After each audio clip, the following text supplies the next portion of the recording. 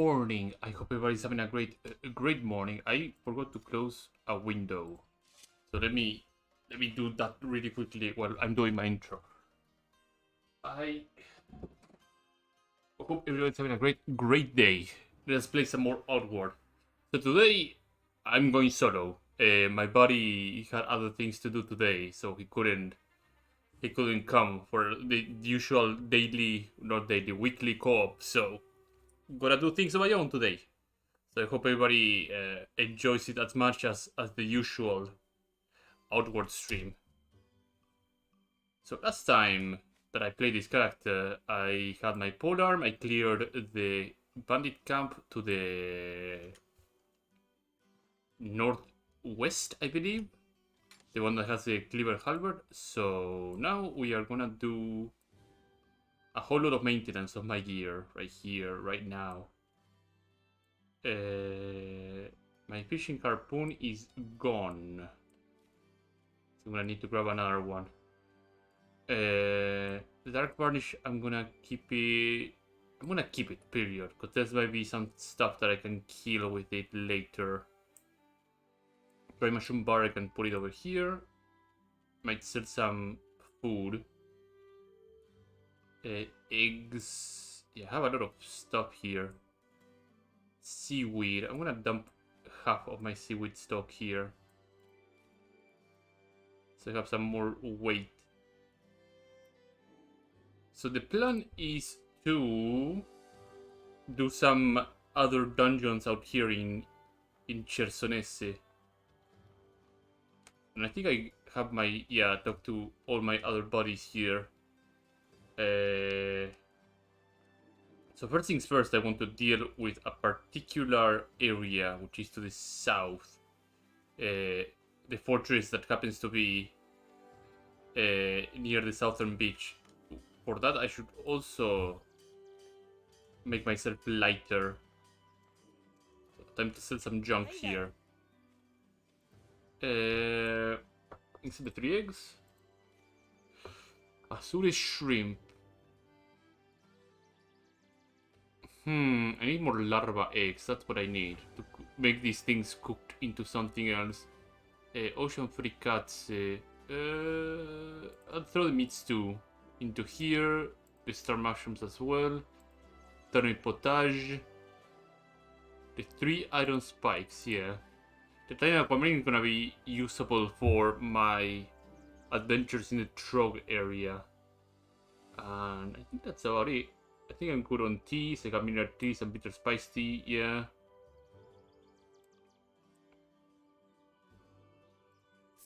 I should give me, 10 kilograms. I think the fishes are not back up as well, right? In here. Drop some wood over here. No, it seems that the fishes are not back. But well.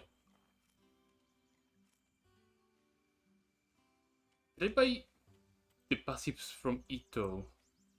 I did buy fitness, okay. I didn't buy the other ones, but no matter. So, I think I did on stream already the passive route for the fortress here in the Montecan fortress. That's a different fortress. The southern fortress that is in this area. And I did showcase the rewards as well.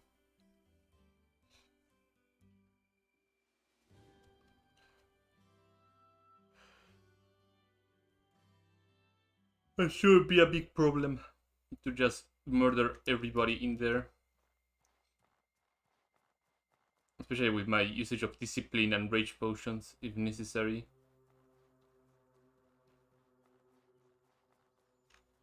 Hopefully I'm not taking that long that the seasons will change into winter. I would hate to have to buy winter clothes to actually make it through here.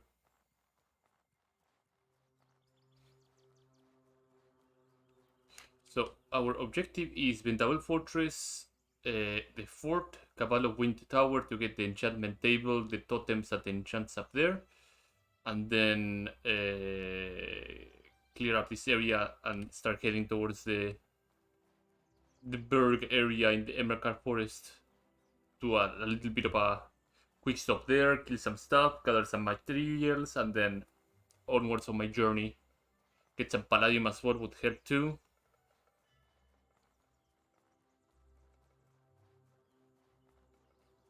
It's gonna be a lengthy, most importantly, enriching experience for me. So I need like what 500 to buy the house. So hopefully I have enough money to do that. Because doing what should I call it? Doing some work on a faction area without having a player house is gruesome. Can be quite an ordeal.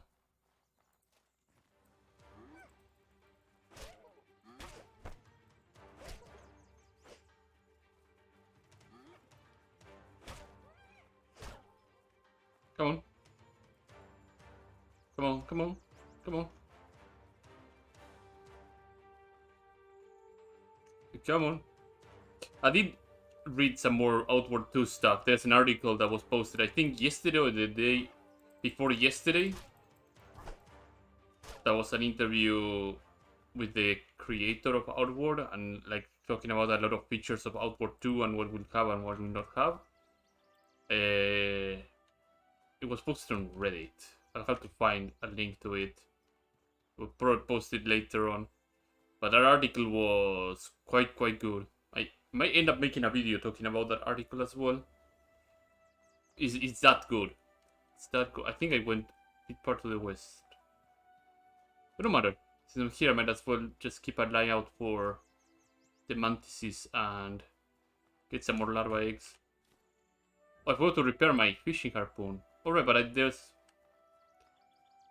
a lot of things I can do. So there's no mantises, so no need to be here. See some fishes though, but no need to be here. I wonder if the cutthroat bird is still there. Let me eat some ocean furikatse and see how the regeneration out of that thing is. It's pretty good actually. Needle tea, yes. Needle tea is a different kind of stamina regenerating tea. It's one that is more prevalent in the Abrasar Desert because you have a lot of cacti, and cacti with water makes needle tea. Spoilers, by the way. I think this cave, the Starfish Cave, doesn't have much going on right now. I think the tide is pretty high, so everything gets submerged. It's a cave that has like two faces. Speaking of faces, yeah, it's on the high tide phase, so I don't get access to anything. There's some blue sand over there though, but I don't access it to it. Apparently, like Outward 2 is gonna have seasons, right?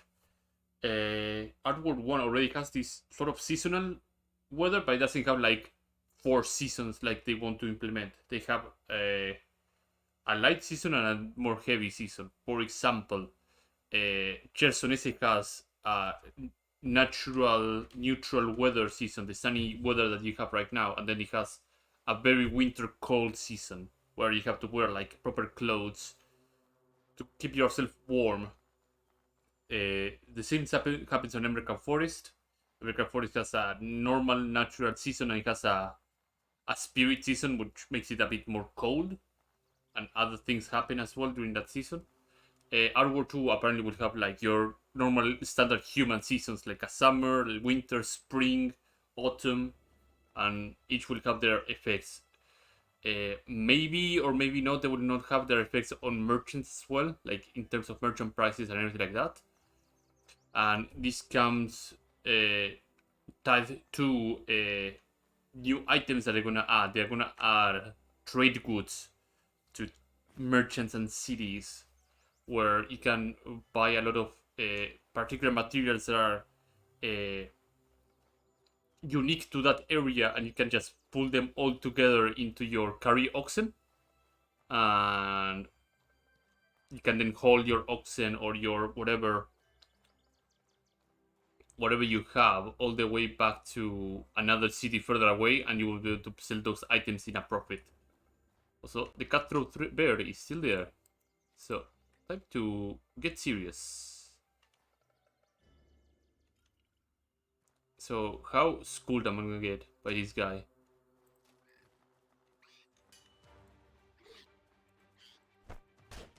One hit and I'm almost done.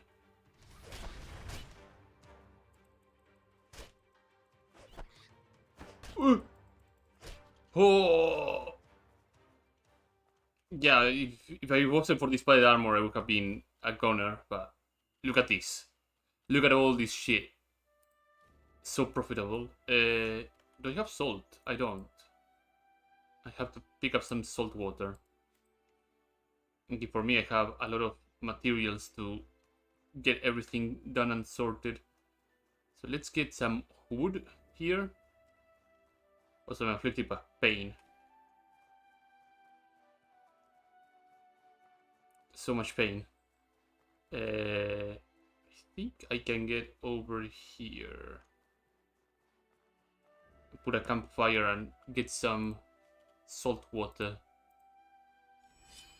Campfire, where do you be? Campfire.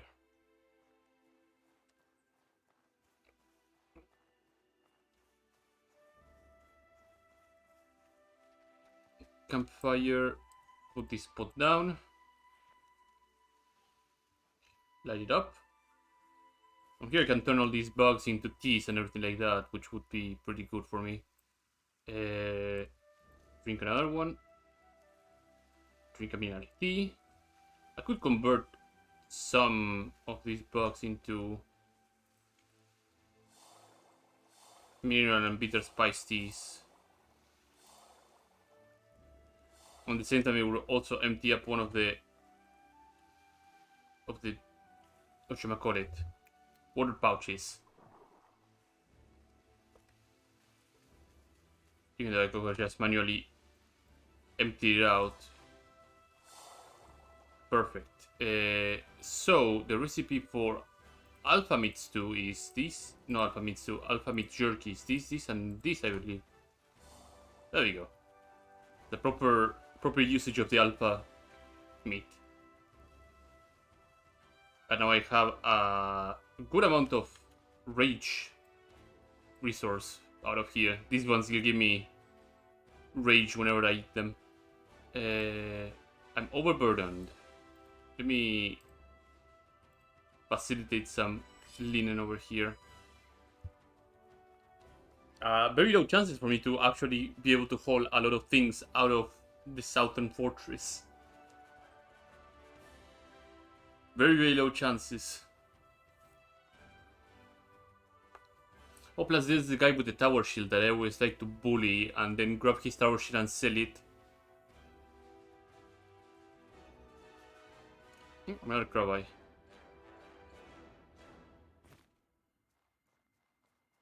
As usual, grab gunberries, crab eyes, and everything else.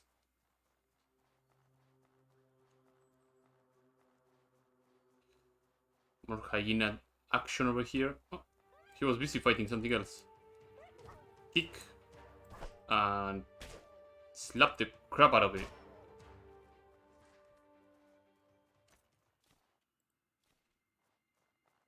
Yeah, most certainly need that 100 carry weight bag.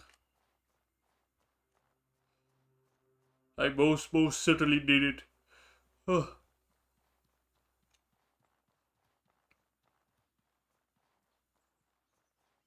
Some banditos over there and some of these hollowed out trunks. Oh, which I already came here because my quarter staff is still here that I threw away once I got my iron polearm, which I subsequently left in the stash because I got this cleaver halberd. Hello, friends. Are you ready to rumble? Whoa! That third hit. Ow.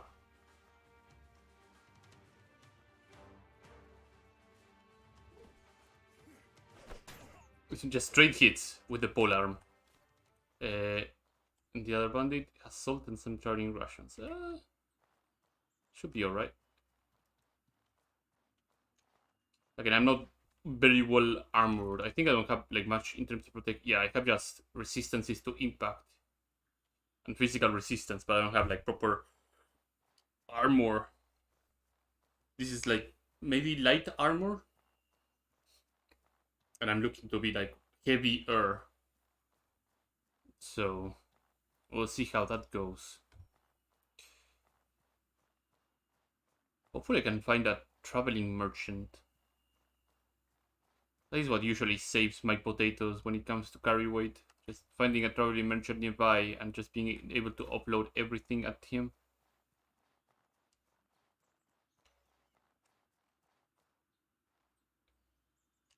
Grab more gunberries.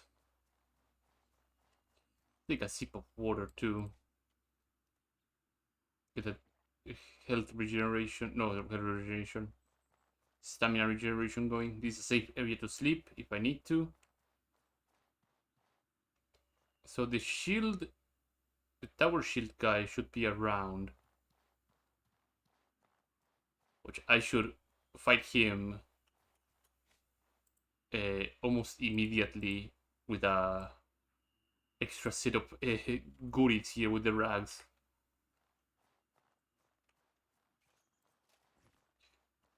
Bong. Bah! Go to sleep.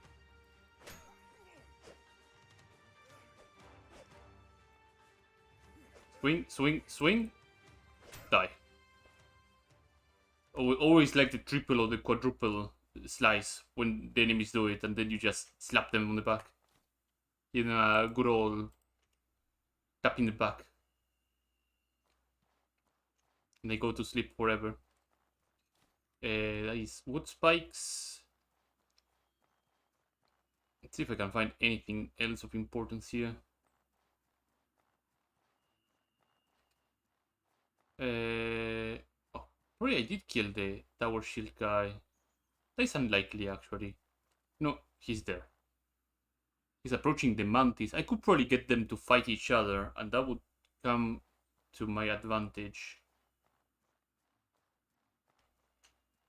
Always when you can and you can force them to fight one another, it's always better to do that. Also, he has a brutal club. That sells for a lot, too.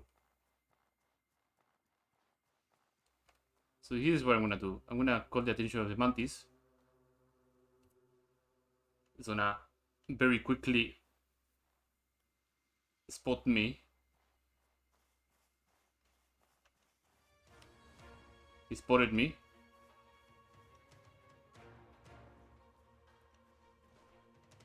Very quickly, I'm gonna make him come over this way.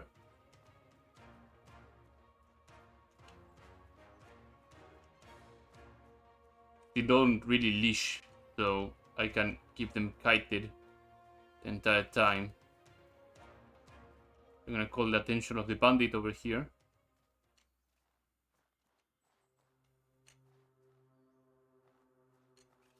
Oh, he's an alert. He saw me. No, he didn't see me. He's blind as a bat. He's rushing, he's rushing, he's rushing. The mantis is looking at the bandit. Boom. And now I can easily prepare for combat. Fight, fight, fight, fight, fight, fight, fight, fight. Boom. Oh, that was a heavy blow. 1, 2, 3. Swing. 1.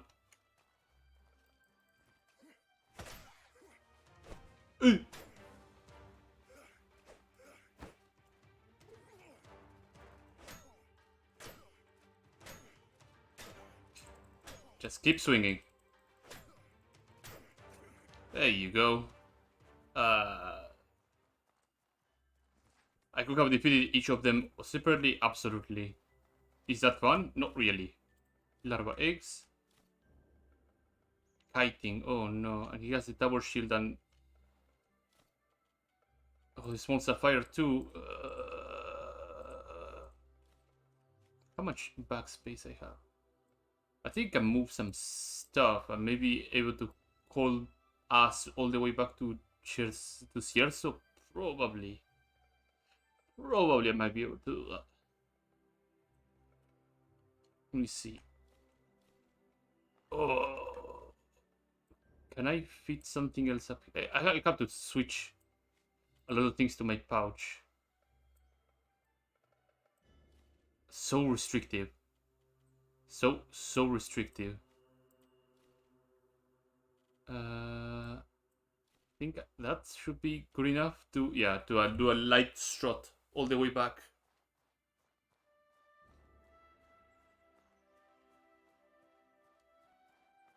The fortress will be spared for now.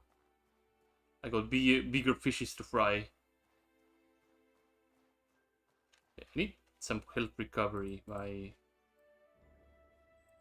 ocean fricazze for now. I need some jerky. With some health recovery going.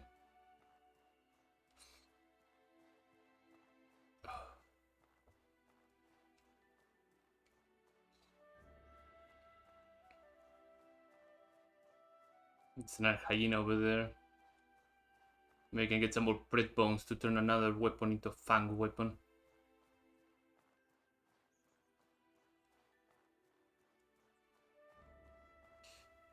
I'm still very much the lookout for Palladium. Palladium would be great for my Amolite.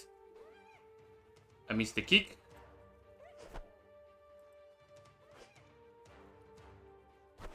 Poke. Two swings, and that's about it. That's how the hyena goes. Another set of bread bones, that's really good.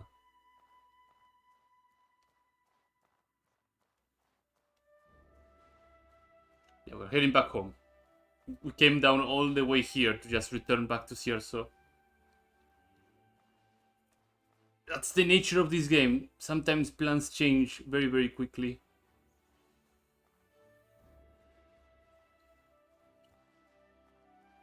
Plus, I'm pulling the money so I can take the trip to Harmatan and farm the robots over there to get a bunch of power coils.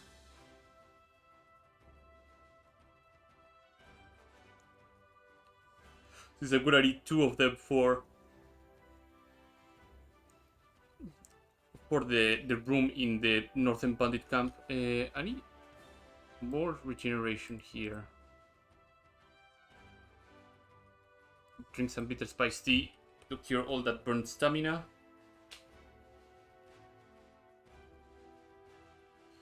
Da, da, da, da, da, da, dum.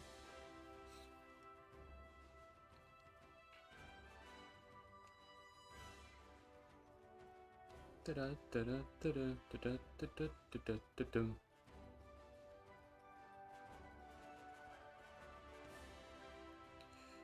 I'm trying to remember what else the article that I read about Outward 2 said. Just as a small teaser. It said no co-op on 3 players, by the way. The co-op will only be 2 players. The game is a few years away from being finished. It might be on early access, which is something that I've been mulling over for a couple of hours. Even like last night, I was thinking if it is even a good idea for Outward 2 to be on early access at all. Because granted, people would be very happy to have the game early, but I don't think like delivering the product when it's not completely done, like at 1.0, is a good idea. Like if you want to test particular things, it's okay to have a demo or like a closed beta test of the game. Like that would be fine. I don't see the need to just put it on early access when people buy it and then might get their wrong impression of the game. It's weird. I don't think Outward is a game that I would see on early access that would benefit a lot out of that. Plus, the game is already fully funded, so I don't I don't think it's a good idea at all. Some others would probably think otherwise. Would be like, yeah, it's a great idea. We get to play Outward too early, or we get to give the devs feedback early. They could conduct a beta test. It's the same thing.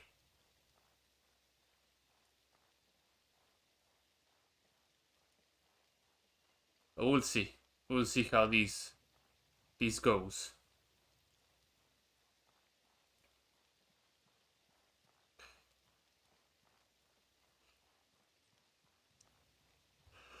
Oh yeah, they did talk about what improvements they got from changing engines, because Outward is done in Unity, and because of the whole Unity fiasco that happened, I think it was last year or the year before, where Unity decided to change their policies like out of the blue. That made a lot of developers pretty scared about what could happen in the future, and so a lot of devs decided to jump ship from Unity to other game engines, and Outward is gonna run in Unreal Engine.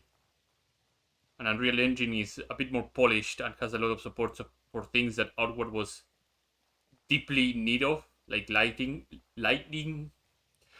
for example. They did make lots and lots of comments about how the lighting was spectacular in the Unreal Engine. Speaking of Unreal Engine, may have some suspicion that it may come to like Epic Game Store maybe before Steam, but I don't know. Probably might not be like an Epic Game Store a unique game, as in like releasing on that store first and then like 6 weeks or 6 months later releasing on the other platforms later. I don't think they have that sort of contract with Epic. Unless Epic decides to like, hey, Nine Dots, here's some extra lunch money. Uh, Give me your lunch for like 6 months, and then you can give it to the rest of the people. But the game is such a niche that I don't see that happening. But if it happens, I would lose my mind. I'll be slightly upset, but I would lose my mind too. Where are we? We are northwest of the mountain right now.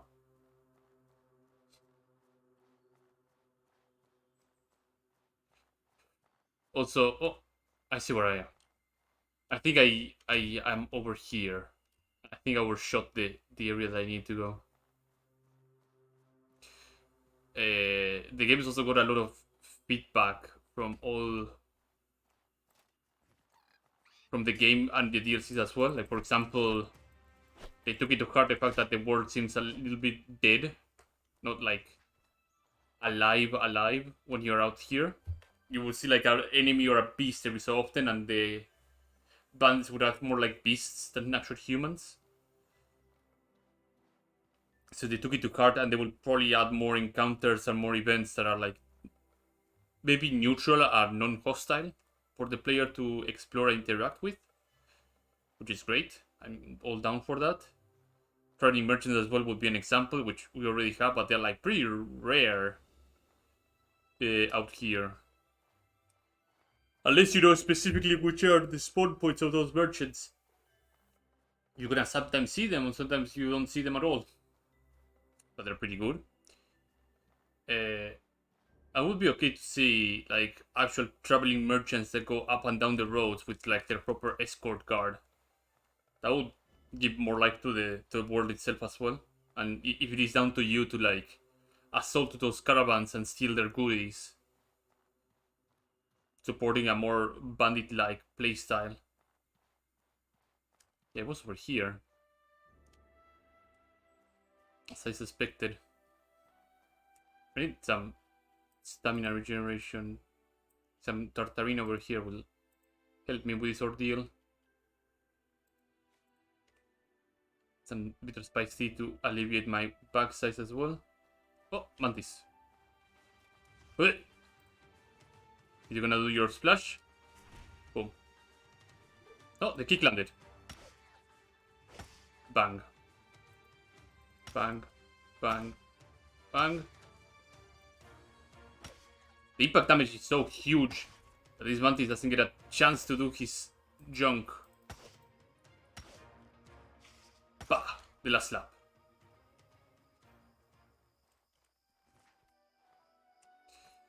But let's see if I can get some Mantis eggs out of this guy. Well, no Mantis eggs, but larva eggs. Stop dropping. 2 larva eggs. That's really good. That's really, really good. Let's better get back to Cierzo.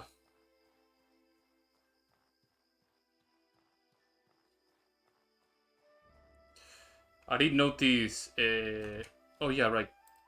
This fishing harpoon is healthy. I can drop the other unhealthy harpoon I have over here. There you go. I did go back on the IGN video and check if there was any sort of map or anything. There wasn't any map. And it's not like that being a statement that Outward 2 will not have any maps. It's absurd that it will not. It will have a map. Consider that it's a pre-alpha demo in PAX East. A lot of things are subject to change. I did check again the crafting thing in the crafting window, and yeah, the more I think about it, the more I am convinced that it is like a catalyst modifier slot for recipes. As well as the crafting menu outside of like the sub menus of crafting leads me to believe there's gonna be more than just survival, cooking, and alchemy. There might be maybe a book reward for, I know, secrets of crafting, for example, for armor smithing or weapon smithing or jewel crafting or whatever sort of crafting that you can imagine. Like that could end up being like a big reward for some questline or something, and you could just slap it in that menu, separate from everything else. However, I wish there was some way to put recipes in favorites. Like have a separate tab where you could just favorite some recipes and you will be able to just access them very, very quickly. Because eventually, which is something that happens in Outward, you're gonna have so many recipes that you're gonna lose track of which ones you're looking for and which ones you regularly end up using. And the advantage that the Outward menu has over the Outward 2 menu that I saw like right away is that it has 2 separate lists. It has one list for you have readily available to craft right now with the materials you have on you, and the second one is you know the recipe but you don't have the materials on you right now. So you will be able to find those that you're looking for if you are sure that you have the materials to make it. I also believe there's no filter. There's no search filter, which probably should have that in order to like find the recipes that you're looking for. It's like, hey, I found some insect kiting. I don't know if you have a recipe that uses insect kiting. And you will to filter the recipes. That should be something that has to be in the crafting menu. It will be pretty rough to program, but if it is done early and properly, then it would help a lot of players in the future.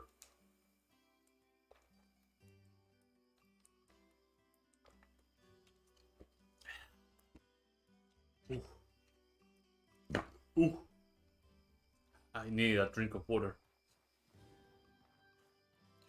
So time to upload these heavy materials. Greetings, friend. 486. So I get 120 gold out of this. Sweet. I will cook some other things here and there.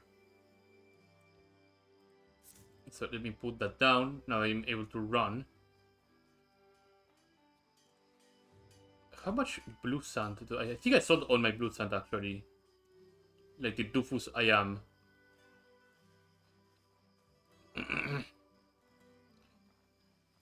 Let me cook all the... Oh. Probably the crew over here will ask me for Cierzo ceviche.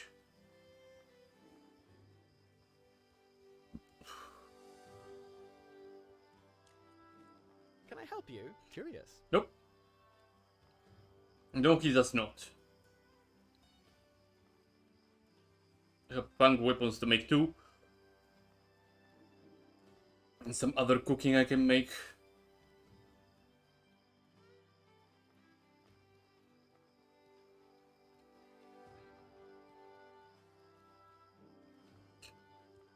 even though natively Outward 2 will not support co-op with more than 2 players, I hope they make environments that are good enough to fit like more than 2 players. Like for example, in order to transition from area to area, you would need yeah,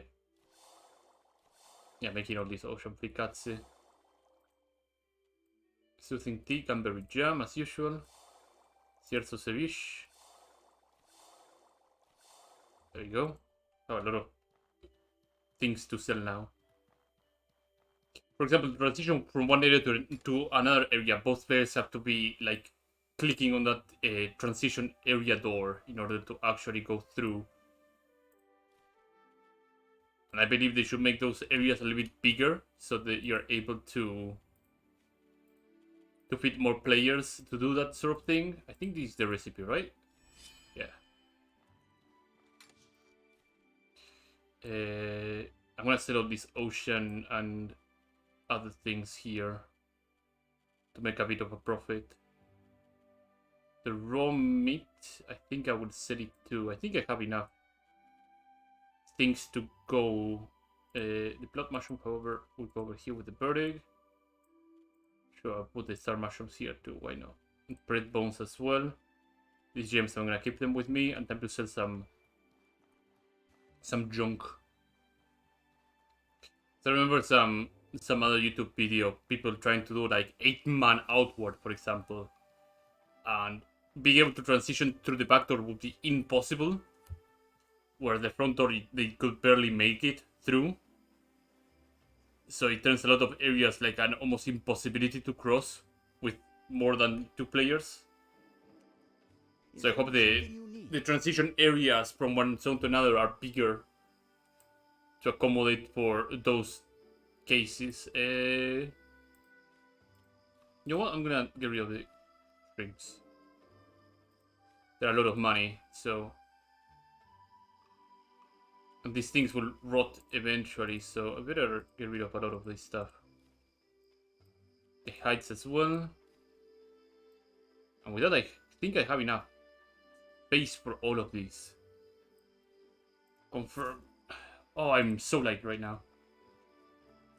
Let me get some extra water, drink these, and then empty it up. So I can get some salt water.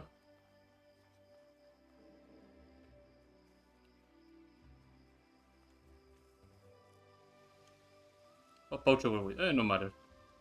Once I boil it all down, then I should be a-okay.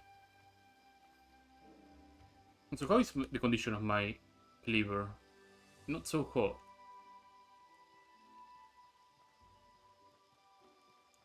Part of me makes me wonder if I should have disassembled that Brutal and Tower Shield to get Palladium, but I don't think that would be a smart idea.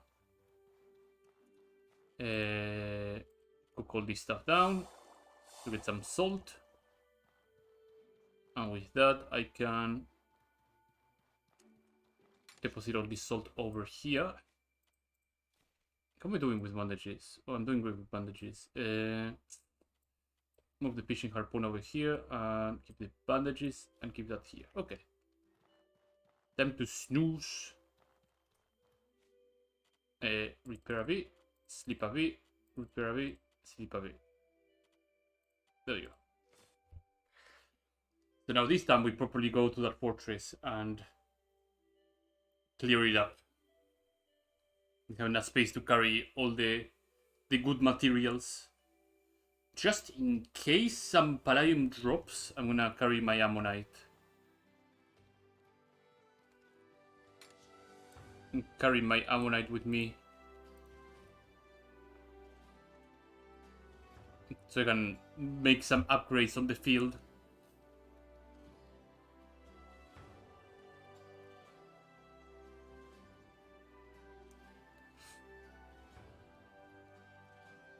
Plus, maybe like I get lucky and I end up finding like half plates or something like that.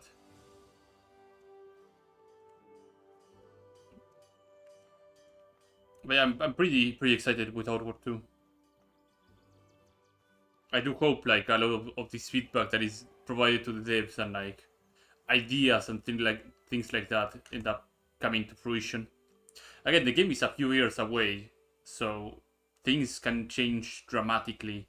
They've been in development since 2021, by the way. So they've been already 3 years in on the development of that game. And plus the changing of engine will probably delay things a little bit more, but I'd rather have a well done game that took a bit longer than like a half baked game that was sent out earlier to meet like some fiscal year income that happens with like a lot of big companies. They end up releasing a game that need a few more months in the open.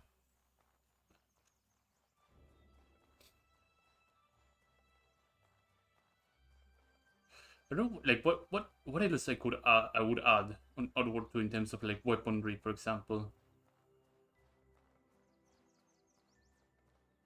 Like I was hoping that they would add like muskets, for example. It's a logical step up from like guns, like being able to actually carry 200 guns like a big musket. I know that's like, hey, let's have like a cannon, for example. That would be obscene. I would love it. No going to lie about that. I would love it if we were able to wield like absurd weapons, like a cannon, to fight. But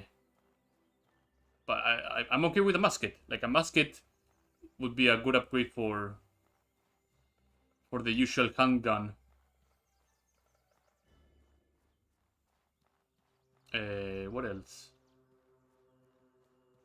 I'm trying to think of something. Oh yeah, like a lot of skills are already baked into weapons on Outward 2, so there's no need to have skills like dagger slash, for example. Daggers innately with their attack command, you can just do them. They do like triple slash or like a single slash or something like that. They talked a lot of articles talk about like how the layout is on a controller, but I don't think many of them even talked about how it is on a mouse and keyboard, which some people play on. For example, I do mouse and keyboard. I played my entire life mouse and keyboard. I never played on consoles, so for me, grabbing a console controller feels rather ancient. Not ancient, rather alien, foreign. That's the word I was looking for. Ancient is the wrong word. Feels like alien to me. But it should be really good to play both in mouse and keyboard and controller, that's for sure. But makes me wonder how those keybinds work. I know like holding down is gonna be power attacks, for example, but makes me wonder how block is gonna be. Like, are we able to hold down a block or something like that? Will that be a keybind or something of another? I hope it's a mouse 3, or I'm gonna flip on that aspect. Like, for example, right now to block, you just have to hold back right mouse click and you're blocking right now. But I think they will make your main hand attacks left click and your off hand attacks right click, most likely. Unless they have like an alternating attack pattern for mouse and keyboard, which I wouldn't mind. So we'll see what they end up doing on that area too. Whereas I talked about crafting and talked about combat. Dodging now has like two states. You have your rolls for your hard dodge, or you have your back steps for your light dodge. I imagine that the back steps, side steps, or whatever, those end up consuming less stamina, I assume, but don't have many invulnerability frames. Whereas the dodge is the usual dodge, you spend some stamina and you have invulnerability frames, but you're also impeded by your backpack. Unless you have that one perk from rogues that you're able to dodge unimpeded with your backpack.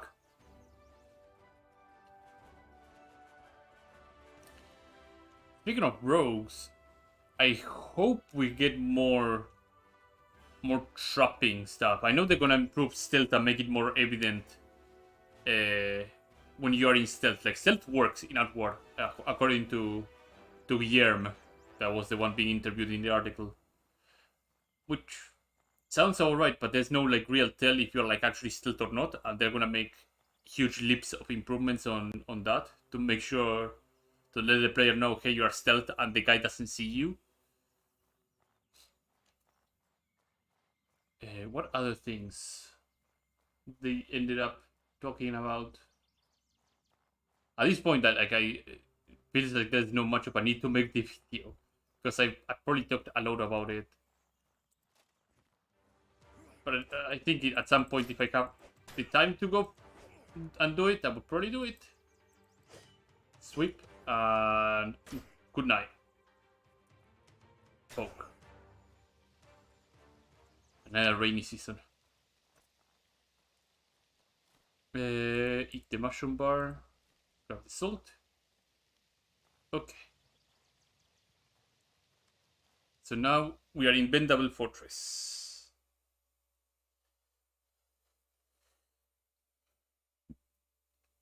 So cook is not gonna be a problem. Nor will be the witch upstairs. The problem usually is a Q key down here that ends up being an absolute pain in my rear. Oh, there's some money over here. Let me eat some food. Eat some jerky. Some of these. I could make some spikes right here. Iron, iron, iron, iron. Make some spikes. I'm gonna put this on a quick slot to make this faster.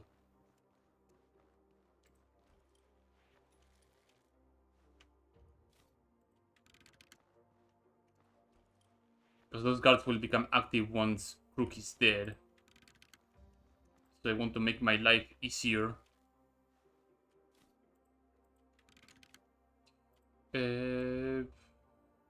So something on my I hope it happens list that we get to visit Orochi. It's a land that pretty much intrigues me. Well, now, what do we have here? Passing by. What? But we have everything you need inside. No, I think you're sick. You need to see our medic right away. I insist. Do your triple slash and I'm gonna... What? 1, 2...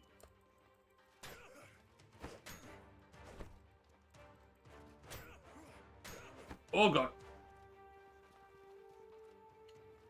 Well, he's poisoned, right? Yeah, he's poisoned. Okay. I'm gonna take it slow. Crook can punk quite a punch, so... Careful, careful. Also, yeah, like some hits, you need to commit a lot into them. So one light tap usually can do the trick. And Crook is pretty infamous to just do double swings and not triple swings. Or one fast swing.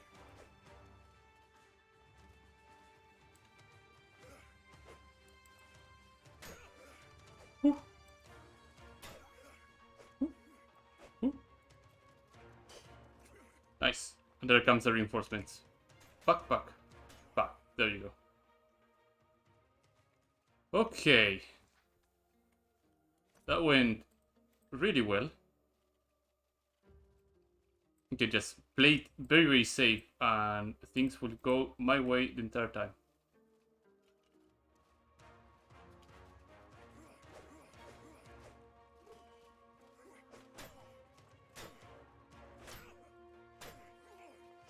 There we go. And the reach of this polearm just gets them every time.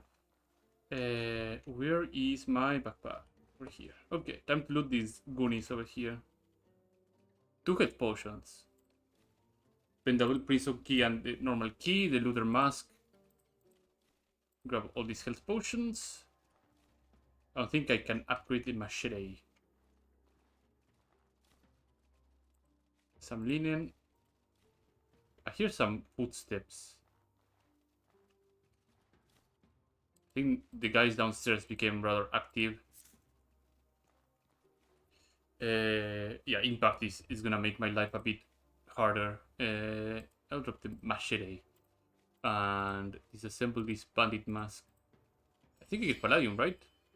No, I get iron scraps. No.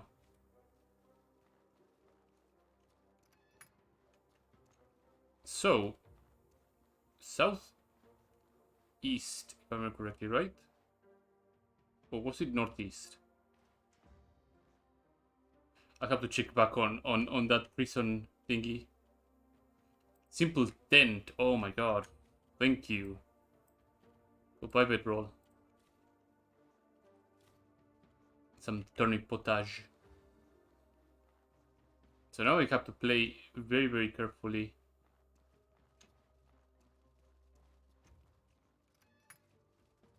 And make sure like one bandit at a time comes through. Oh my god, what the hell? Uh,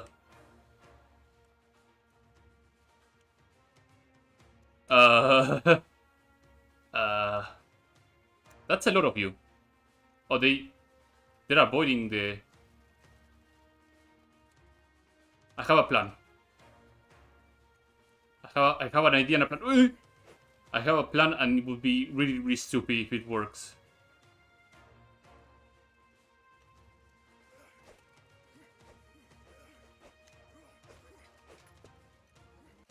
Fuck! I pulled the right one.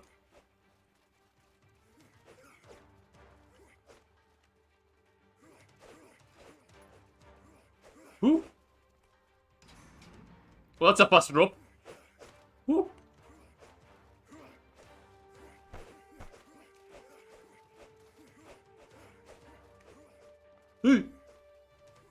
Get me out of here. Get me out of here. I thought it would just open more slowly. No, it just. So yeah, that's the trap that is in this fortress. Not a pleasant one, in fact. Oh, there's the grenadier. Oh no.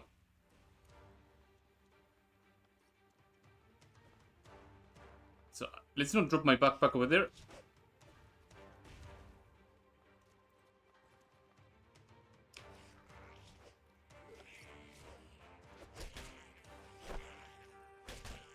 Ooh, there you go.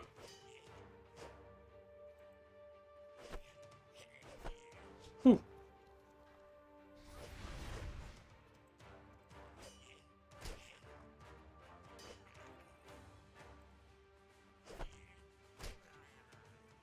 I have to recoup some stamina right now.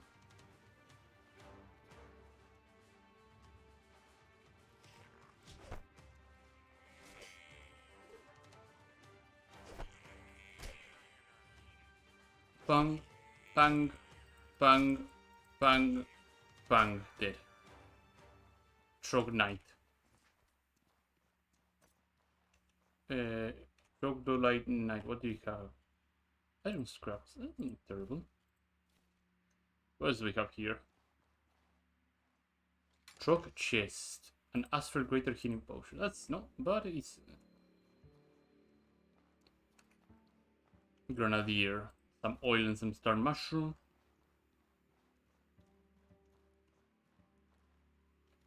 And this is back to the fortress. Tattered hood. Elemental resistance potions. Possessed potions. Some bandages. Some tattered hood. Now the tattered hood. I can disassemble it. Get some more linen.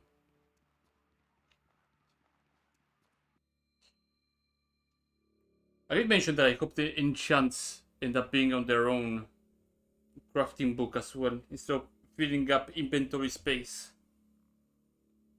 Just as like a helpful guide, not to just craft anything, but like as a codex compendium or whatever you want to call it. Something that is separate from inventory and all that stuff. No, wrong key. Drink the bitter spice one. There you go. Drink some water and we can return back to the fortress. Hopefully not all of them end up being down there.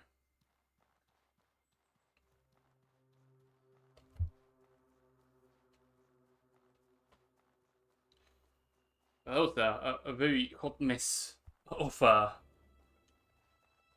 an encounter. I didn't see the Oni mask guy, so that's the only one I care mostly about.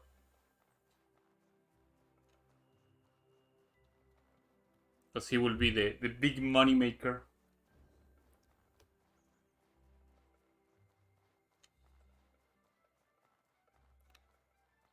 Oh, my iron node over here already respawned. Let me bonk it. Oh, I don't have a mining pick. I guess I broke and I didn't make it. I guess that's why I have so much backspace. I don't have a mining pick. Whoops.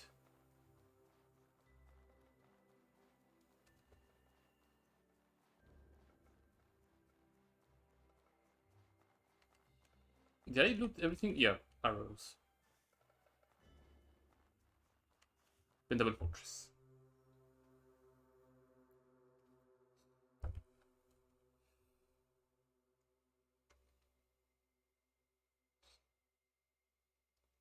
Positioning players. Okay.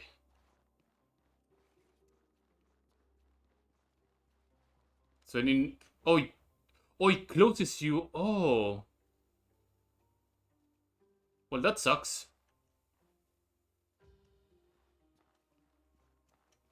That really sucks.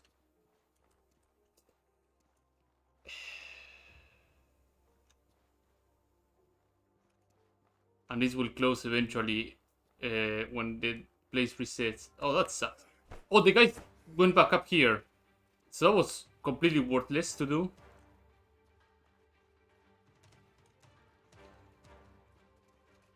I thought I was being smart, but no. I output. Actually, I was pretty smart. I was actually really, really smart. Get down there, you idiot. There you go.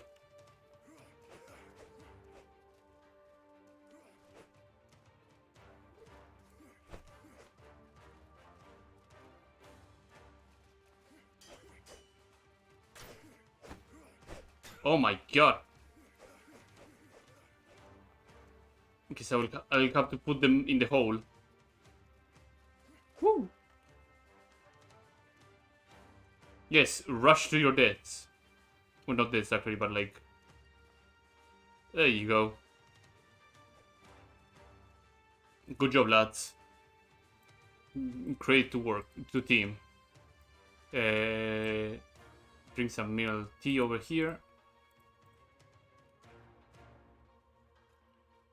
These guys can just sit there for a while.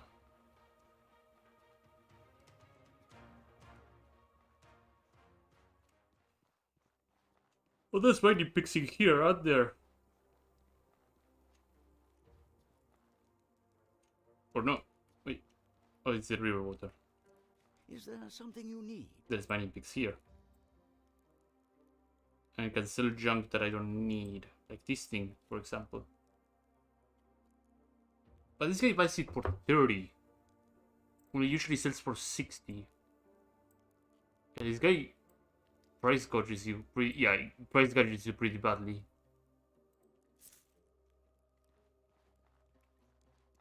So no need to sell him anything.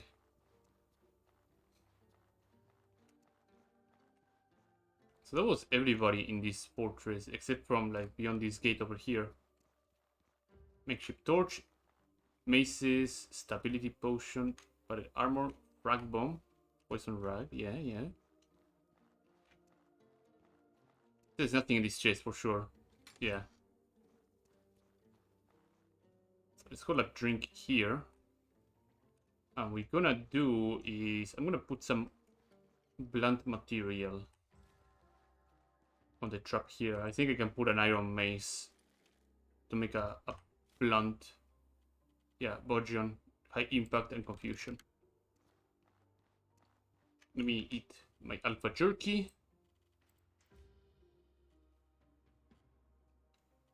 Let's eat some more tartarine over here.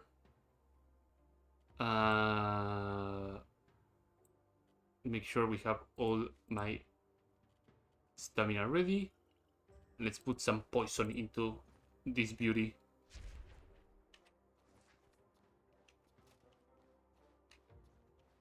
Huh? But I have a prison. Oh, right. The prison key is in my bag. I'm an idiot.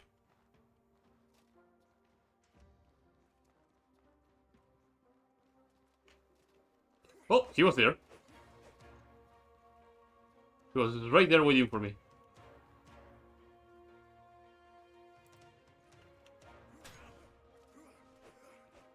Hello, idiot. I'm gonna have to work with you over here.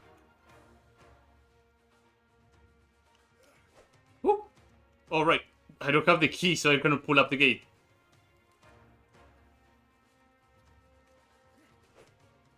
Hopefully his goonies will lose interest.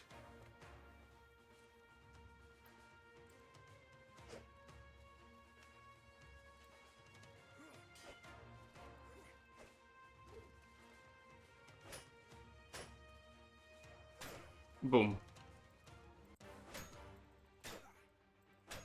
He's poisoned, so that's good. Woo! Woo! Run away.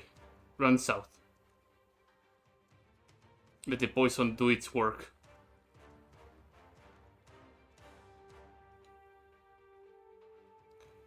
Come on.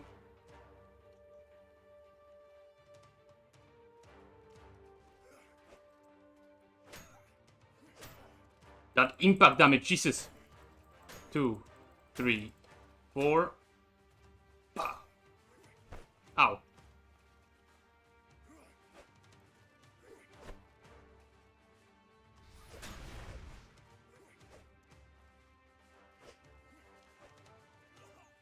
There you go. Prosper the Conqueror. Okay. Let's get my backpack.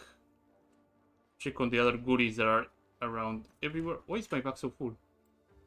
Oh, because I have the brutal club also.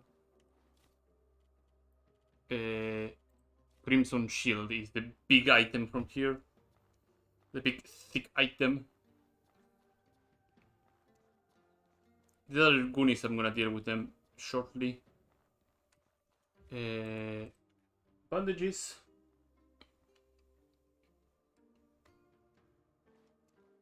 And now let's check.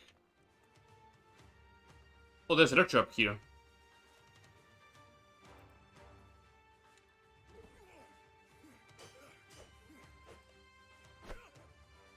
Bang. 1, 2, dead.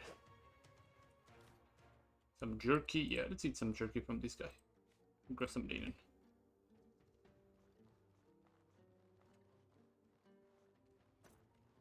So, what does the service says on this chest? Stealth potion. 2 palladium. See? Big brain me that brought the goddamn ammonite.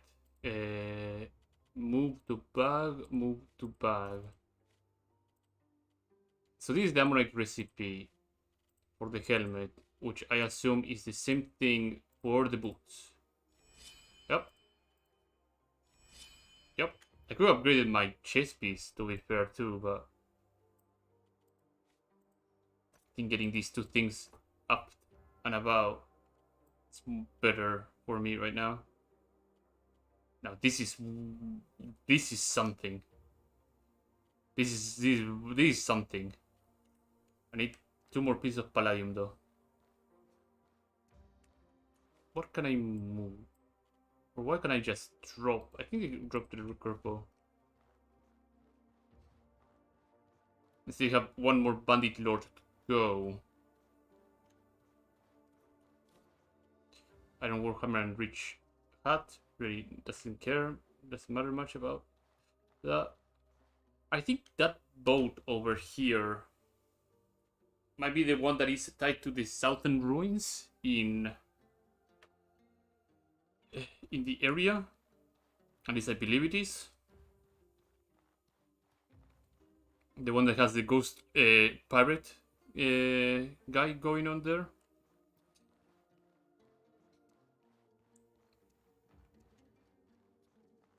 Okay, now we have the 2 goonies and we have then the other 2 guys and the mage.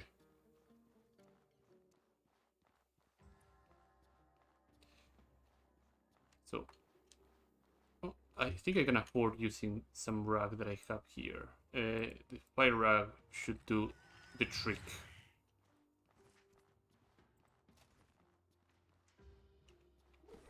Good evening. Bah.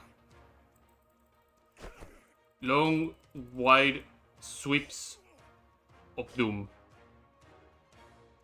Let's moon dance the crap out of this guy. Just bully the crap out of him. Poor lad. The guy is just here to guard his captain, that he failed to do so, and he gets kicked in the shin.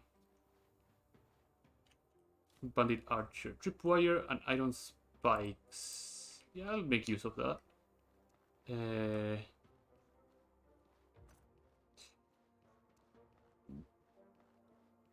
What else is on my wish list for Alpha 2? I don't know. Like once I sit down, write a proper script for it, then I might be able to put my thoughts in the clear. Put this down. Put this down, and I think there's no trash pile down here. Okay. How much time do I have on my rag before it vanishes? Not much time. But no matter. I will use a poison rag like I usually do. Drop my bag here. Talk to the mage. You're not one of my warriors. You're from Cierzo. I can tell, make your case quickly before I decide to have you locked up with the others and passing by. What? Then you are trespassed guards to the prison with this one. Not today.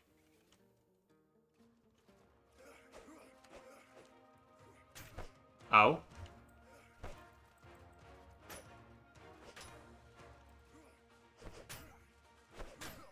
That extra armor is really coming handy right now. Jesus. I can already tell the difference. Like those blows would have absolutely sent me home. And right now I am still alive after taking a bit of a punishment. Drink the mineral tea.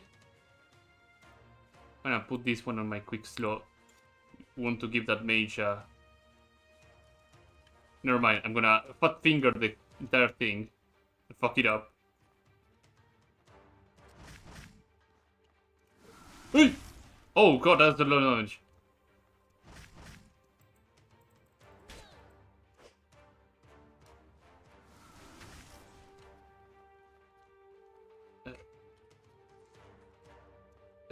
Let me drink some health potions, okay?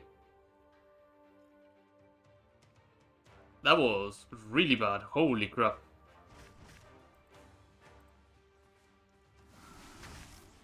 Oh, baited. Oh my god, that crossbow, Jesus Christ. She does not mess around. Astral potions, yeah, they will sell well. This one will sell well as well. That's all of them. That is all of these guys. I have to ship some potions from here to over here. So I have more running speed. Oof. That's all the bandits. The bandit lords at least. The other bandits that I didn't kill, I'll send them to the pit. Where they're gonna be merry and have a very fun life. I need more bandages in my system right now. I will not be a merry man.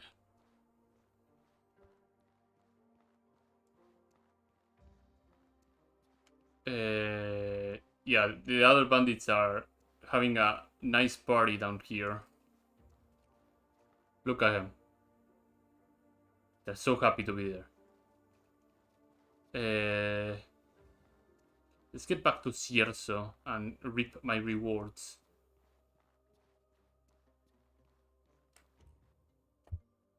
For a job well done.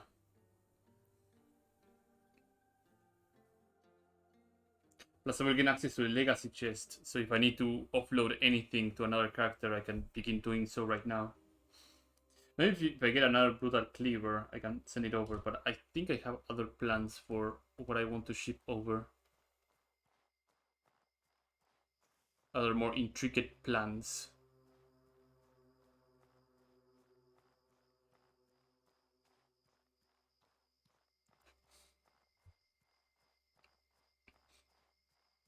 I'm not having any health regeneration running right now, so let's fix that right now.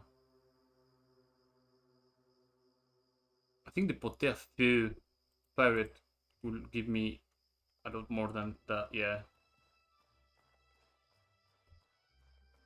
But cooking to regenerate health, stamina, and magic is pretty good. One of the many sources that you can use to regenerate your stuff. Bonk. Decoy. I'm gonna have so much money out of this. So how ridiculous the Ammonite helmet always gets me. There's a big thick piece of crustacean shell in front of your face. Come on. Bang. I think the slow attack speed is really what is condemning me to get like a blow on my face whenever I start a swing. Like it really becomes a commitment on my end to actually do it or not.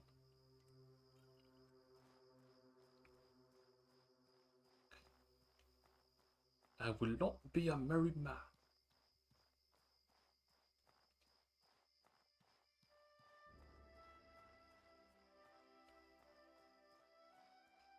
I was watching that Star Trek episode where they get sent to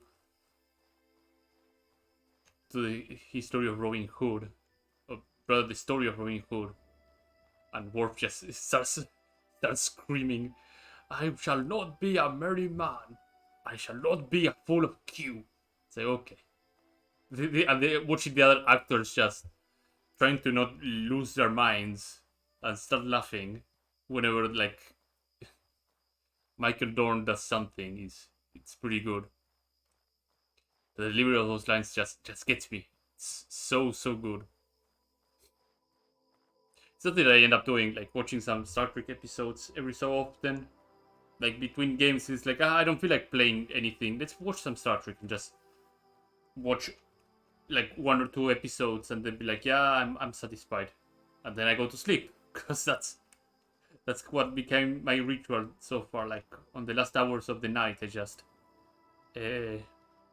watch something and play something, watch something, and go to sleep.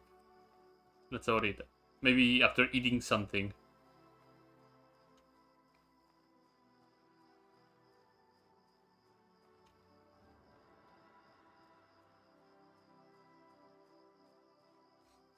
So nighttime in Chersonese. I have a feeling that I will be hitting soon the winter time. Then again, it's day 8, so I think winter hits like at 15 or something. The seasons, I believe, they're like every 15 days.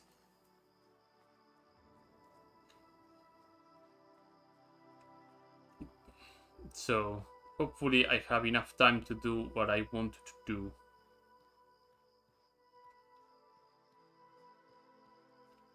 And get what I want to get.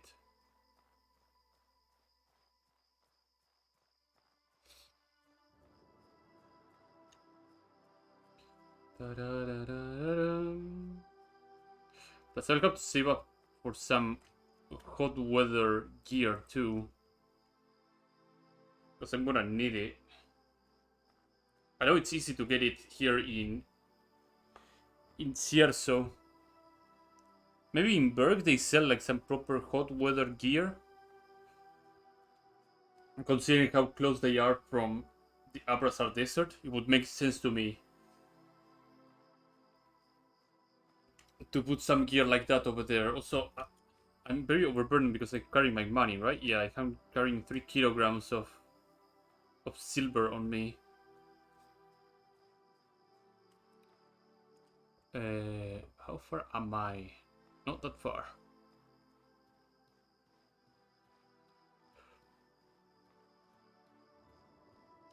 Oh.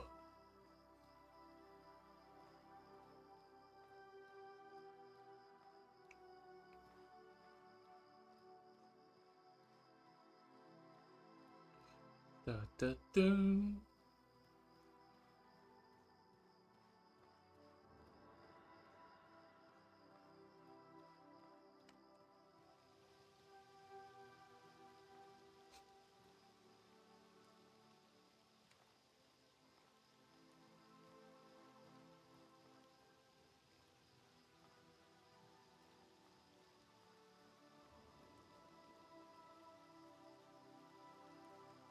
Oh. Just trying to see what direction I am on right now. Oh, I can make popcorn with that. It's also very dark. Let me light my lantern and see where I'm going.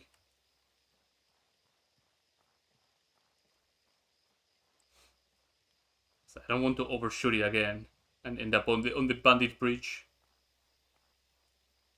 Thank God I got myself right there because I can recognize the direction to Monte Calm's fortress.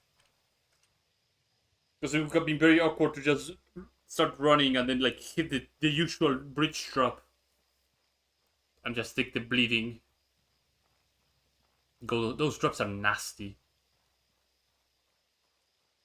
I would absolutely love a skill that would allow the trap to rearm with whatever you do, but you like if you put up explosive charge, then you can use explosive charge, but you are unable to disassemble it right away.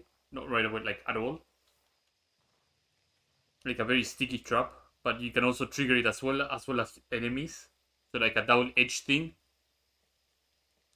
But then again, that would also lead to griefing. Because there would be people that would probably join like multiplayer games and grief their partners by putting like that sort of traps everywhere and be like, yeah, okay, enjoy, and just explode them. Yeah, that would lead to a lot of bad situations. Never mind. But I would love like those pressure plates to be more uh, wieldy, like being able to just put multiple components into them and then instead of having to do it one by one, just go down the list whenever they're proccing a material, so you don't have to like in the middle of the fight after you used your pressure plate to just go and rearm it. It doesn't feel right to me.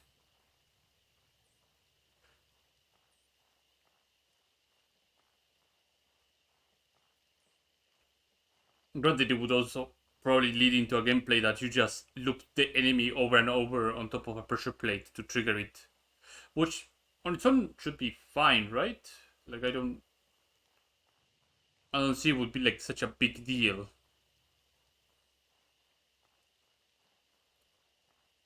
But it would just have some uh, what is the word I'm looking for? It will keep with the trend that pressure plate traps go for, like the ones that are out in the world that just pop up their spikes and then retract them and then pop up again if you run over them again.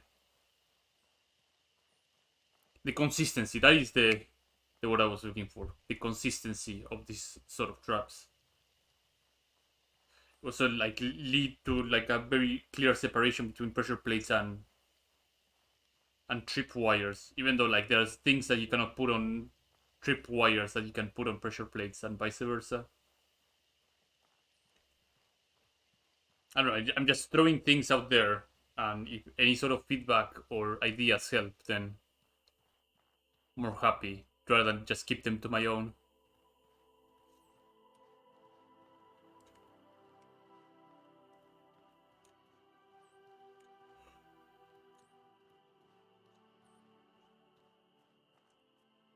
Plus, I'm far more concerned for things that could actually affect or negatively to your ally when you're playing uh, the game.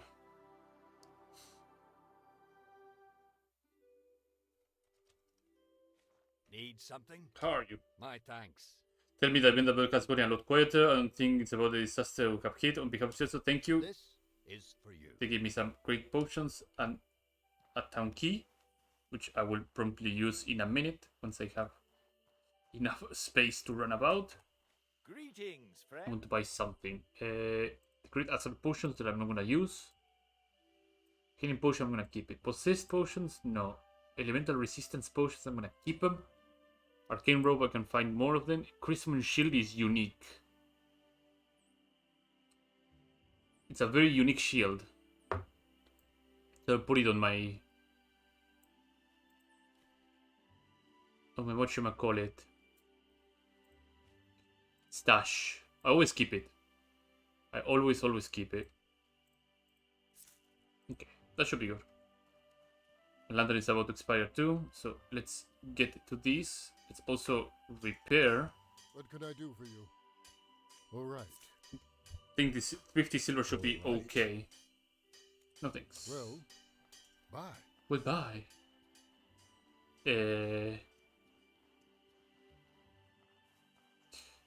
Unique shields like that are amazing. I also do like... I think you can actually... Or no, it's probably one of those very few items that doesn't have a legacy upgrade.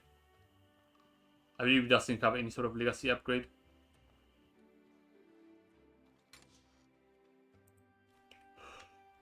Oh, I probably did mention this one to death. That I hope the legacy chest system becomes like a more craftable thing.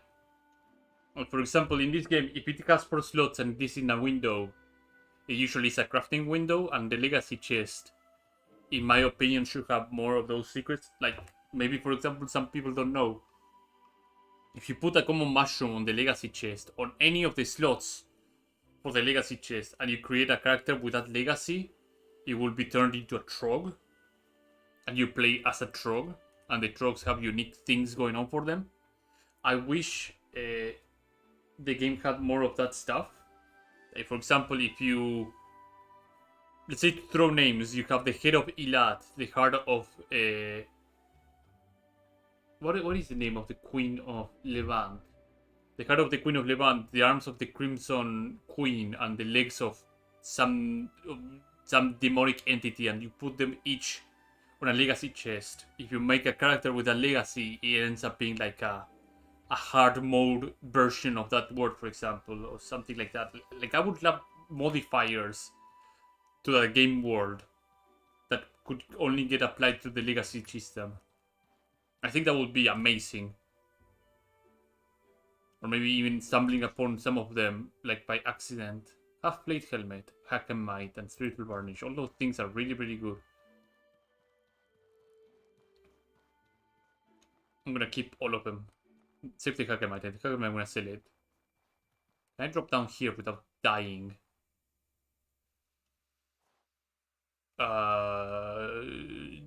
Maybe. I was going to sleep anyway, so it's not a big deal. Is there something you need? Hack and might.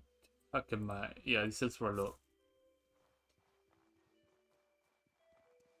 Hack and might is usually used for a lot of magical patterns, if I remember correctly. But right now it has no use for me. So the next destination on my book is the wee little fort. Did I dump? Oh yeah, I need to dump this. Dump the keys. They take a bit of space. Dump the money. So it takes a bit of space. Turn these gumberries into something else. I can cook all these and make more poison rags. I think that would be ideal. Kitchen. Turn all these into a mushroom bar. That's great. Alright, cook. Cook this. 1, 2, 3, 4. And now make poison rags. 1, 2, 3, 4. Excellent. Excellent. Are the linen rugs in my pocket gone? Yes. Sleep. Sleep for a wee little while. 8 hours should be more than enough to recover all my HP and get some more stamina.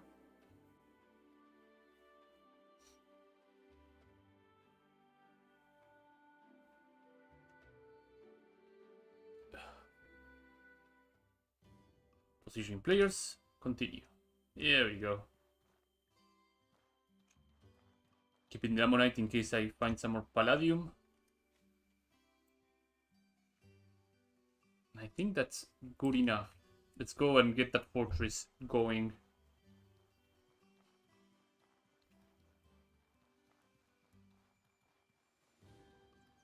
Once I complete the fortress... Oh, but I'm heading up as well. I'm gonna need that money. I'm actually gonna need the money. Because I'm going into the Cabal of Wind Temple, and that has a trainer. And some other garbage that I need to pick up. So, I'm gonna need the money. Very, very bad. Oh, 700. That's a lot of money that I have on me. I'm gonna take 500. 5 kilograms worth of money. There you go. I think I can put down the cooking pot here. I'm not gonna be cooking on the field right away. Oh, I have those beetles. Remember? Yeah, I have some blood mushrooms. I can make some more healing potions out of that.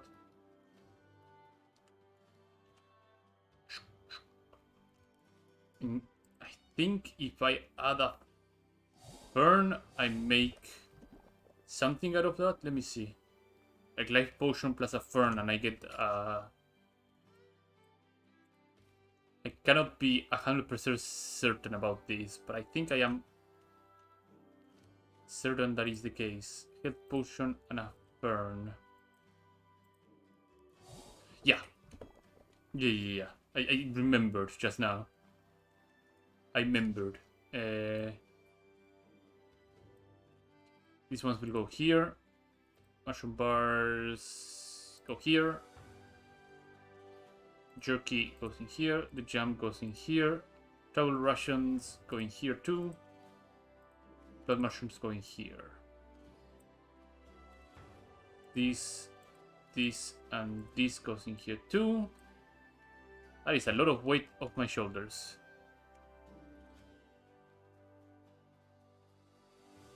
Alright, let's grab some water and head down to the fort.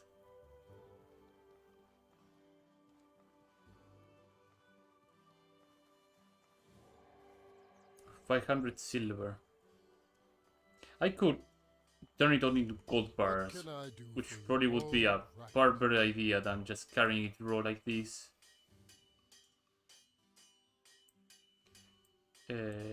Says only 3 gold bars, so might as well make use of that. And I'm gonna get the gold bars from this woman, I believe. Hey there. Gold bars. 2. Varnish, ice varnish, astral potion, assassin's elixir.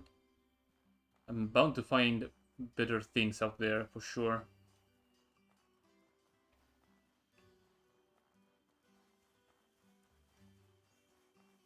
Let's drink a bit here. Finish my little bottles over here. Drink.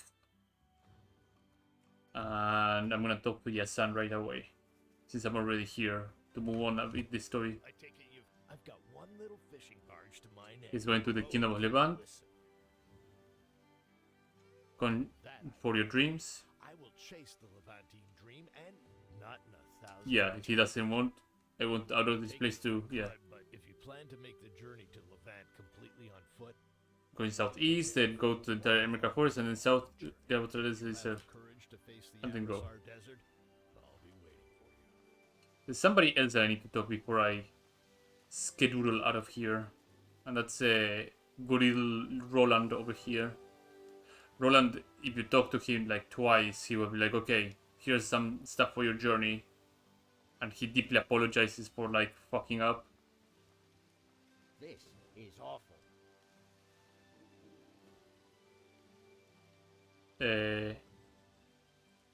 At least you don't deserve you. I don't. Very much you go. Must feel bad enough knowing that I deserve my own. How do you even go? Do the pay blood price? Oh no! Oh no! Make it work. Some personal combat skill first. I want to be turned by him as a pro. Like, Listen. yeah, he gives me some life potions, antidotes, and hex cleaners. What a generous person Roland is. Speaking of combat training, What can I do? I wonder. I think Ito. Amber, my friend. Oh, Ito is the one that is the What can I trainer. do for you? When connected to cripple and slow your enemies.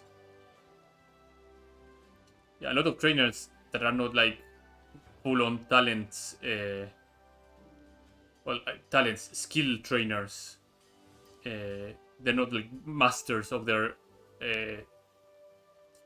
let's say, school, but they are willing to share like some skill. Like for example, Burak over here at the door entrance can teach you for 50 silver the pummel counter skill, which is a skill unique for 200 swords, which could very much encourage me to pick up a 200 sword and just go with it, but I want to focus myself on pole arms due to their range and their versatility.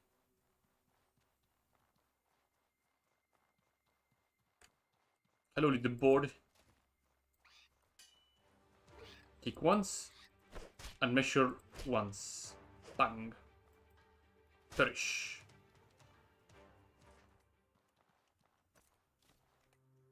No mask. No mask today. I have the 2 gems, so I should swing by the Trog encampment right now. In fact, I have the Tartarine over here. Miner's food. Probably gonna need some meat. I need some meat in my journey.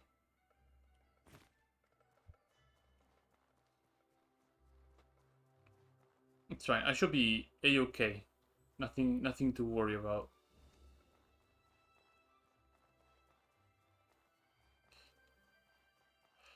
At least I don't think I will be carrying something pretty nasty from beyond that gate in the Trog cave.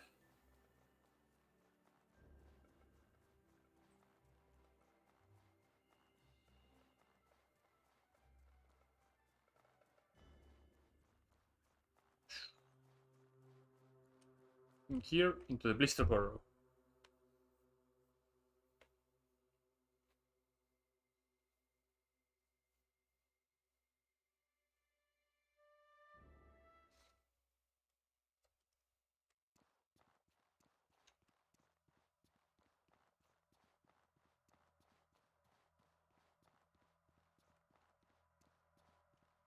Oh, not the right place. Here. 1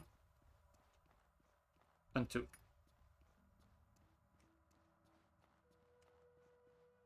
Scavenger boots, an iron sword, scavenger cloak, and some health potions. Yeah, nothing of interest. Just greater life potions, which are not terrible, to be fair.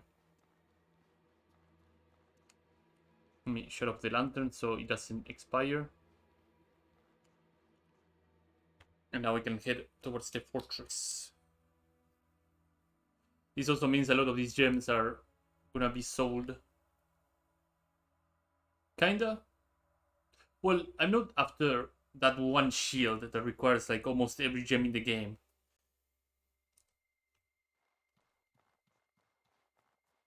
Because there's one particular in Giant's Rest. There's a wall that has like 7 sockets, something like that, and you have to insert like every gem in there to open it up, and it has like a whole troop of troglodytes right behind it. And after you're done fighting the troglodytes on the ground, I believe there's a palladium shield or something like that. That is unique, and it's pretty weird, but pretty good as well.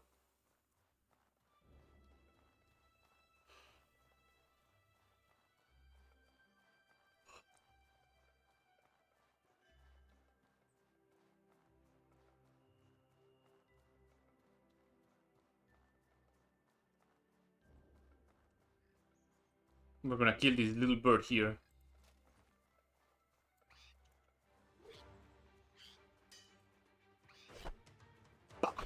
Sleep. Also looking forward to getting some extra damage from enchantments. I'm really after like one particular enchantment with this setup.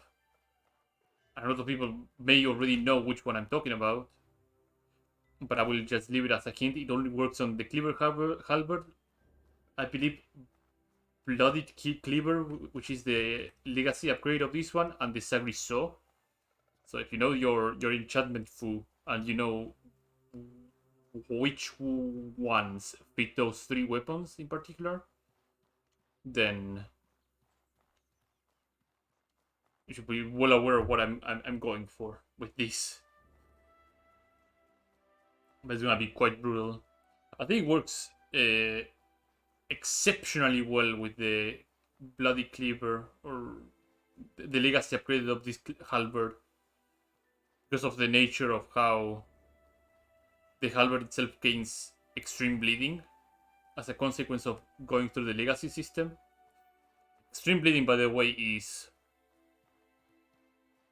it's bleeding but more damaging. Bleeding does over its 120 seconds a total of 35% max HP damage, whereas the brutal cleaver does 50% of your max HP damage. Not your, but the enemy's max HP damage.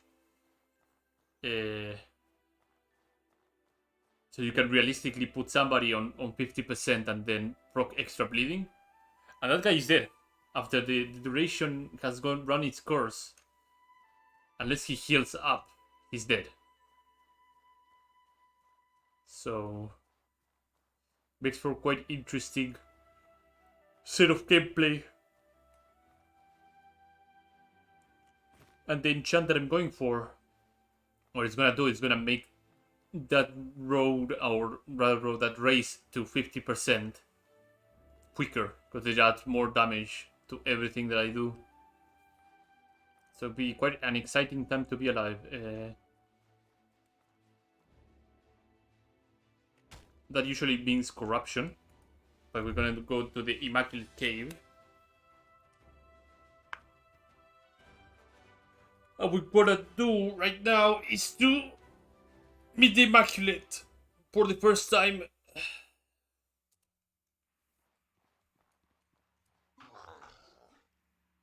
Can you help me? I'm fine. You probably need more than you consider. Thank you for your concern for me. But yeah, Immaculates are pretty cool. They're the enemies of the Holy Nation, though. Oh, cooking pot. Nice. Tattered boots and recurpo. Well, I dropped my cooking pot all the way back in the chest in town. And I was like, oh no, I'm gonna need to just grill these meats. Apparently I'm gonna just need to just turn them into jerky, which will make them last a wee bit longer. If I need them, that is. Burning so much stamina as well. It's mainly because I have like a bit heavier gear. This in Morrowind terms would be medium armor. Yeah, it would be medium armor rather than heavy armor. Just like some stamina cost penalty, but it's not that harsh. I think heavy armor has like 4% or 10% or something ridiculous, which makes it pretty difficult for somebody to keep running the entire time.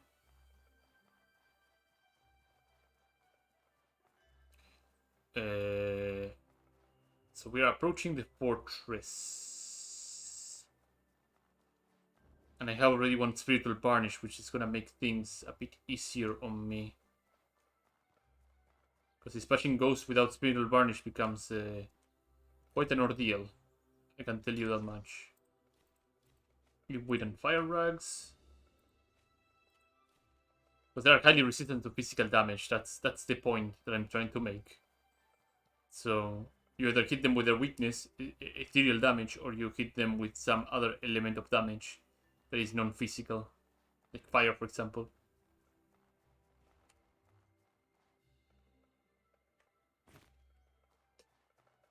Ghost Eye.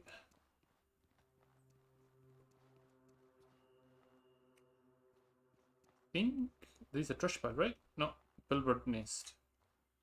I think I can just get some eggs from these here.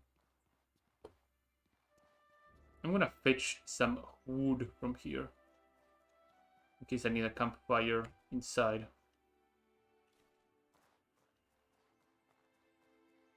Any trash piles in here? No, just more ghost eye plants. Mana stone and ghost eyes. I wonder as well if they're gonna add like skills that are pertaining only for non-combat things, like Master Gather or Master Mine or something like that. Like make somebody very specialized on some gathering thing. If you jump all the loops and hoops that you need to jump through to acquire that skill. Oh, frag grenade. That actually will be very useful.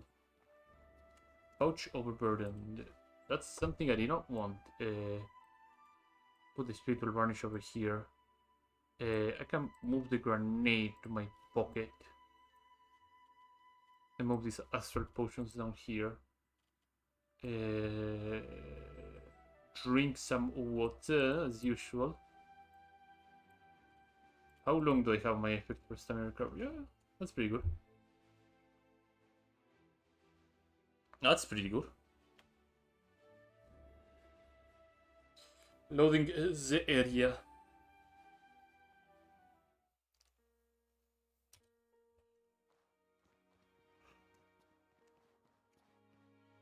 A water skin. I think there's an exploring lantern over here, right? No. Spiritual varnish. Spiritual varnish. I need to make the best use out of these. At least one alpha cherokee right now. There you are.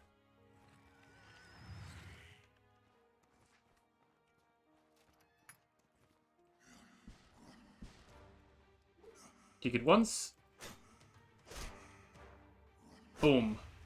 Oh, I got killed once. Yeah, there you go. I need to make great use of this spiritual varnish right away, so time to rush. Rush through, get down here.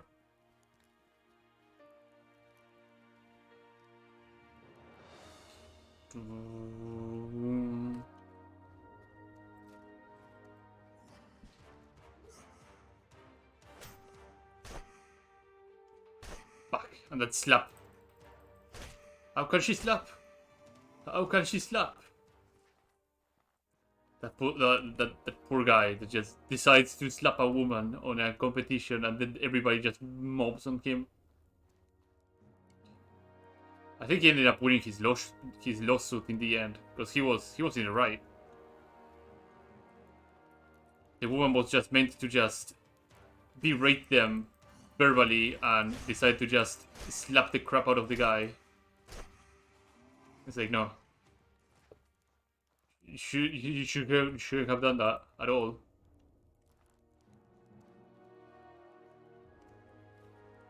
And all to win a fucking car. Pungent paste. How much longer I have this ethereal thing? 80 seconds. Let me put a bandage quickly.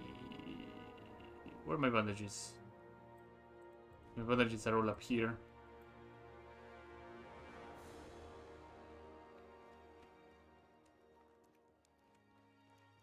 But so I guess like my assessment of the sash being equipped on the Outward 2 trader was actually bandaging on Outward 2. Oh. Oh, thank God for my impact damage.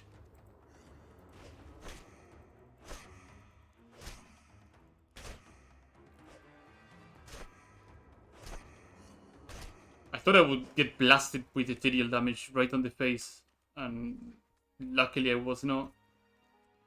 I think that's Explorer Lantern, is it not? No, not Spiritual Varnish. Makeshift leather, padded helmet, toxic charge.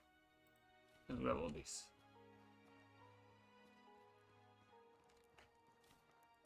Medium ruby, yeah.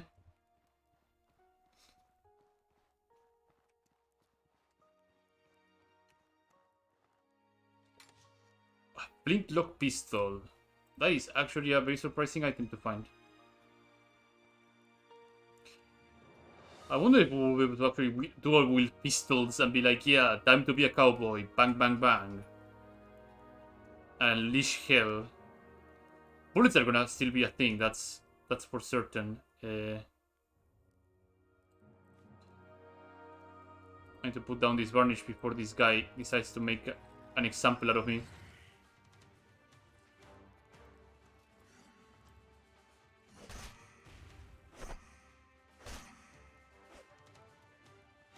Hook.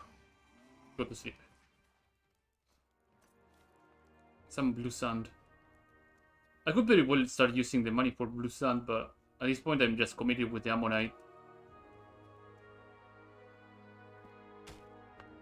Hakemite, that means more money.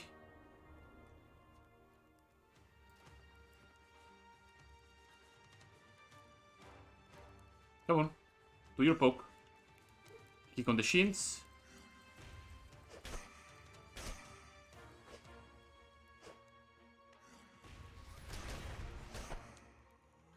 That was fairly close, actually.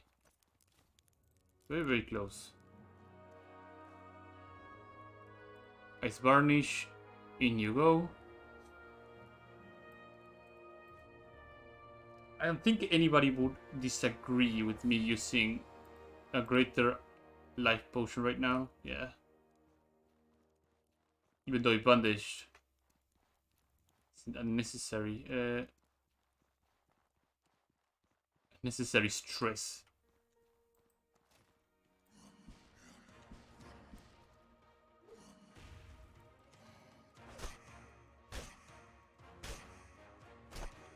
There you go.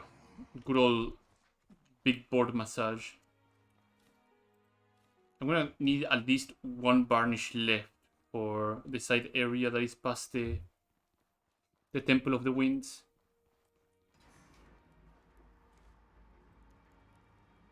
How many varnishes do I have? 2? 66. That should be more than enough to clear up the red guy and then clear up the purple lad.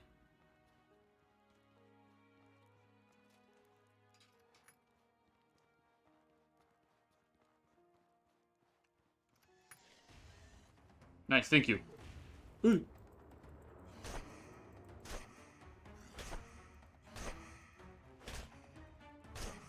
God, Jesus. Seems like his impact bar like reset it instantly. Let's go and get that purple guy over here. Well, this varnish still stands.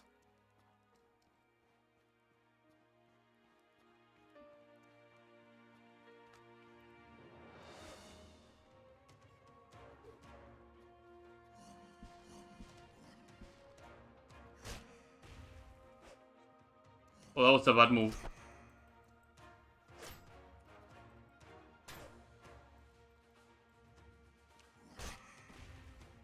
Ow.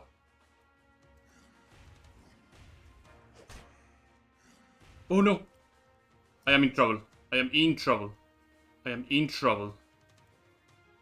I am in very deep trouble.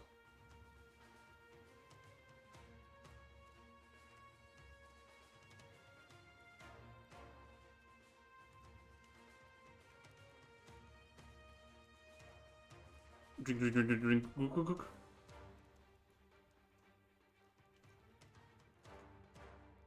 Granata!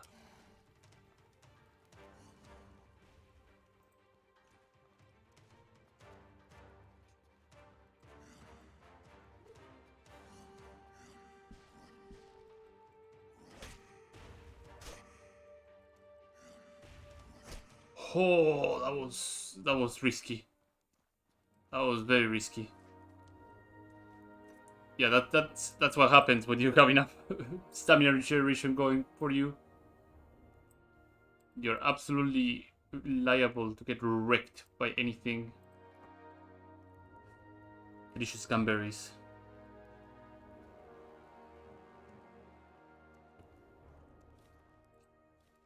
That's a lot of blue sand. Like, blue sand is dropping a lot.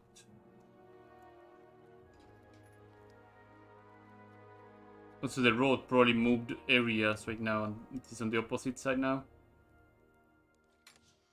Oh, look at that. That is the stuff of legends. 2 brutal weapons ready to go. The bow. I think I can make this a bit lighter. Greater astral. 63-1.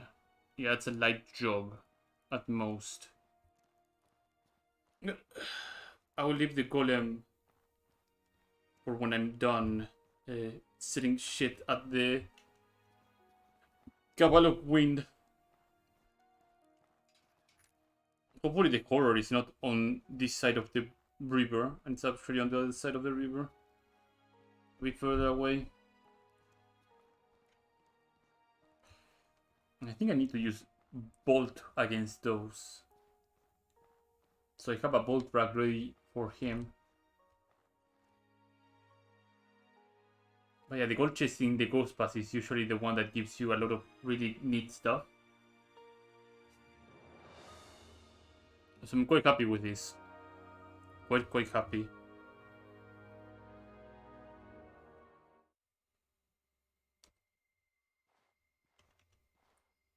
There's no supply chest over there. There's another nest. Or, well, it's not a nest. It's a smelter. Maybe with my luck, there's probably the traveling merchant like right here. That would be great. Also, the main reason I'm doing this trip is because on the Cabal of Wind Totem, there's a trainer on top of a merchant, and the trainer over there sells the passive skill to with some of the weather changes, so I don't need to wear like that much gear. It's minimal in the grand scheme of things on the harsher weather, but on the lighter weather that means I don't have to like wear a lot of really heavy equipment to withstand the weather, which helps quite a lot actually.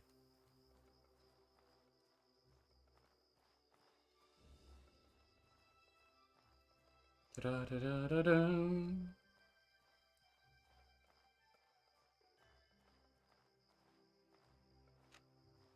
But I don't see the merchant nor the horror, which is bad and good news at the same time.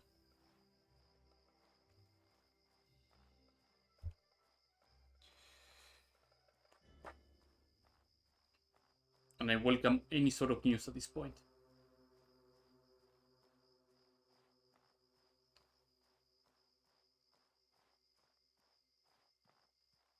Just keep waddling. We should be okay.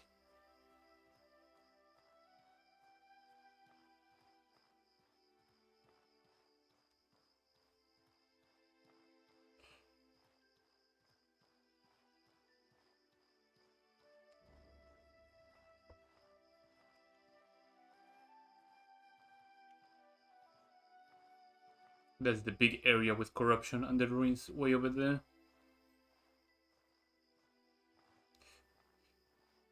If there's something that I also hope they change, if they end up anti-corruption again, which may very well be the case, to make the materials to cleanse corruption more readily available on the mainland. Because in Harmatan, you can acquire the materials very easily, but here on say Chersonese, those materials are not very readily available. I think you need like purifying quartz as well, and I don't think you can find those around here.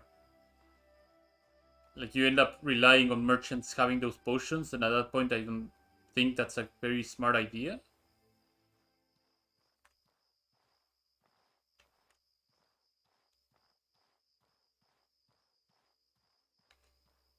But it's just a just me criticism. I feel if you put something like this around here, you should give people the tools to cleanse it. At least some of it. I'm not asking to put like all the enemies required to just make the greatest purifying potion, for example.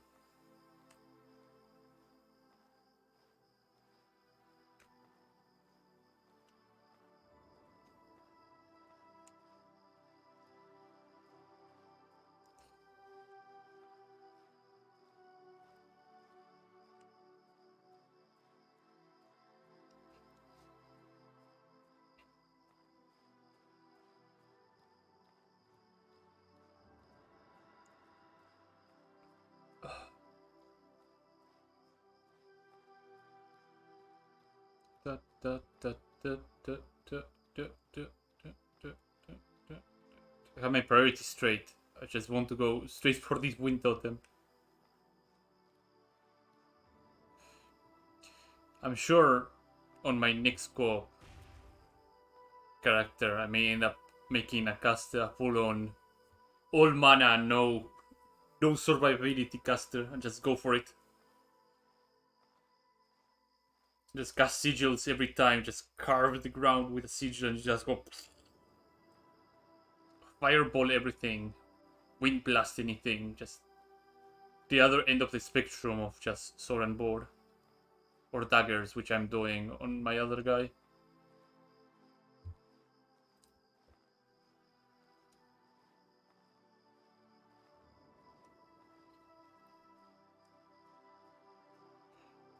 It depends all on what my body wants to do.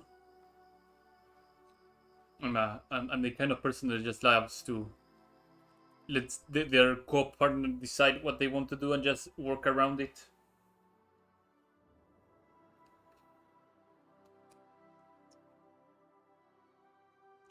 Position players, items, and voila.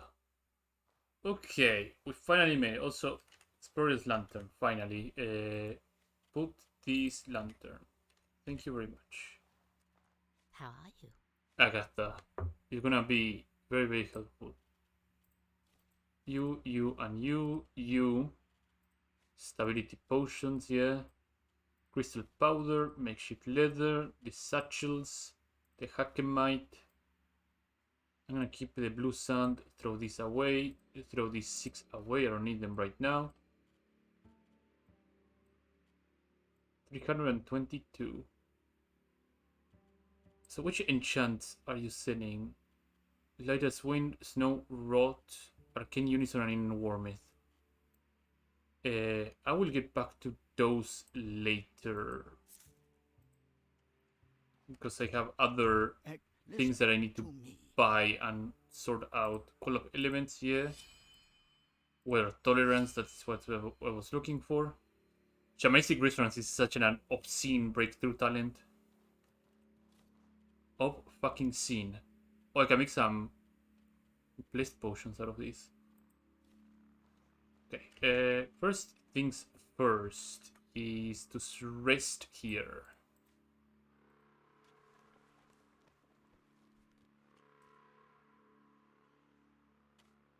And to rest here for a little bit. Repair a bit, but rest also. So there's this side dungeon. Now that I got another spiritual varnish, it should be even easier to clear. And grab that secret air quotes chest. I am thirsty. Drink some water. I should sell those astral and greater astral potions that I have in my pouch. How are you? Astral, greater astral. Hex cleaner. Oh, this one will stay. The old lantern will need to go too. The cooking pot, I'm gonna keep it for now, but I'm gonna sell it once I get back to town. Oh, I have a large emerald here. I'm gonna keep those. Do I? No, I'm not gonna keep them. What am I talking about? The money is more important right now. Yeah, throw these as gold bars so I don't have to carry 3 kilograms and just carry 3 grams. Okay, off we go. Off we go.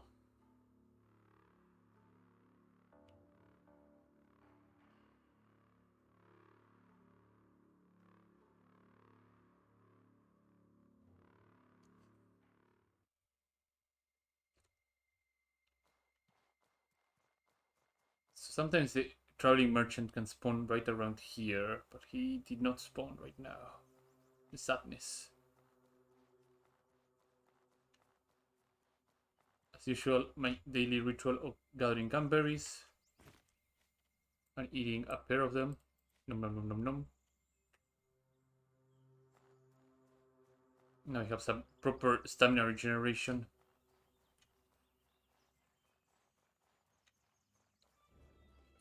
Ba-da-da-da-da-da-da-dum.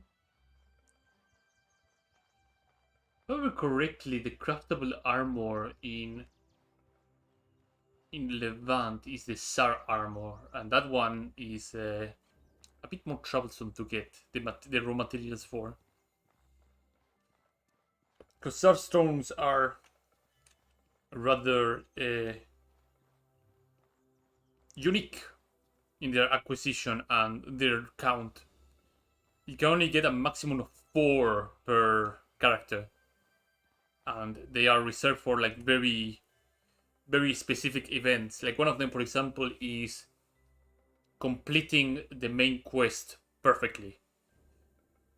Don't do any mistakes whatsoever and get the best outcome, and you get a SAR stone as a reward on top of the other things that you get from completing the main quest.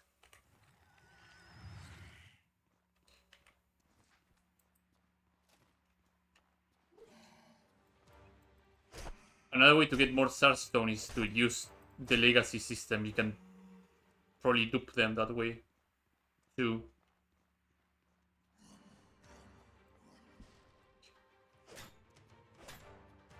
I think the swing and follow up is a much faster thing to do than just swing, swing, swing, follow up.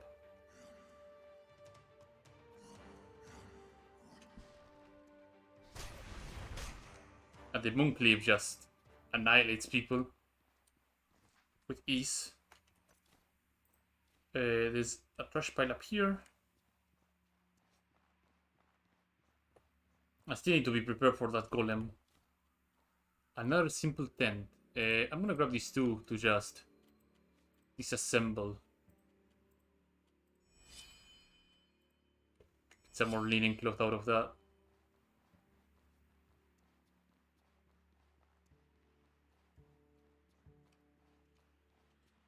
Some more cranberry wine. Ghost. Crank this lever. More wine. Grab this chest and see what's inside. Plant tent is not bad at all. Prayer boots is a good disassemble because I think I already have some of them. Cool. And what's in this chest? Poof. Black plate. Oh. Oh. Well then. Well then. Now we are talking for something much more interesting. This is heavy armor. This is heavy armor. Right here. Shows like a very stark difference. Like me, like what I'm saying, 6 kilograms against 13 kilograms, 4 movement speed reduction, more stamina cost, but you get 2 protection and 16 physical resistance, and kept the amount of impact resistance plus cold weather defense. Like Ammonite is a medium armor that has a bit less physical protection, but it has a lot of other things going on for it, plus the damage bonus. So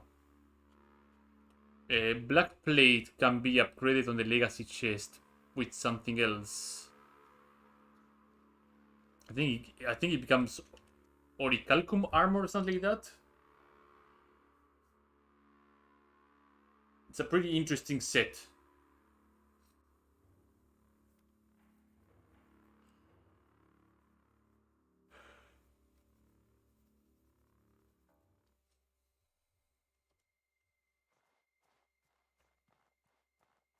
Pretty interesting set.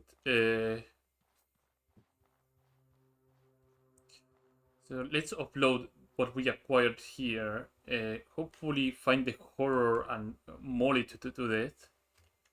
Speaking of mauling to death, I need some meat to eat. So I'll use the alpha jerky. Because I need to recoup some HP right now.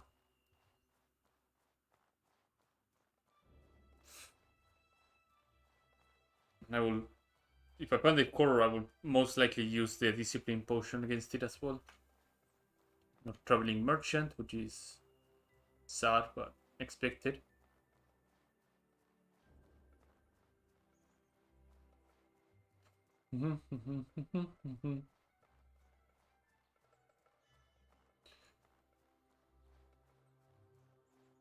Hermit's house.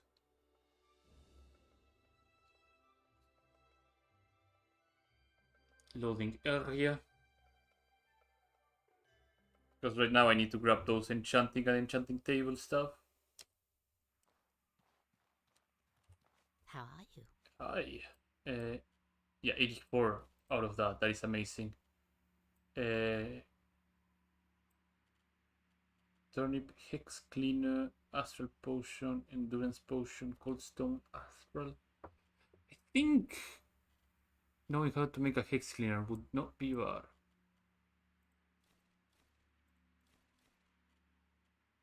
But I need to grab all these enchants first. I need the table too, and I need the 3 pillars. Let's offload a couple of these. This recipe. I don't need the firefly powder right now. Ammonite, the blue sand. Yeah, I'm not gonna need it. The 4 eggs, yeah. Offload them. I think I should be okay. Yeah, I am fine. Buy these last 2 gold bars over here. There you go. There you go, mom. Enchanting table and the pillars. I'm gonna need 1 more pillar, I believe, so I can do my big enchants properly. Let me check as well while I let my other things heal up a little bit to see what this affects. Arcane Unison, I already know it. Yeah, it's the Virgin stuff. Hot Weather, Virgin Admiral Incense, Inner Warmth, Light as Wind on Black Plate and Orichalcum. Orichalcum, as I said, is the advanced version of that's the version of the Black Plate. Rot, the Virgin or Basic Trog, yeah. I think it's heavy poison, something like that. And Pale Beauty Snow. Equipment bow and any bow, and requires 4 pillars on a snow weather. Okay. So hopefully we can find the horror, because he will drop the horror kiting, and the horror kiting will be used to make a horror weapon that I will probably sell for a profit. For a big fat profit.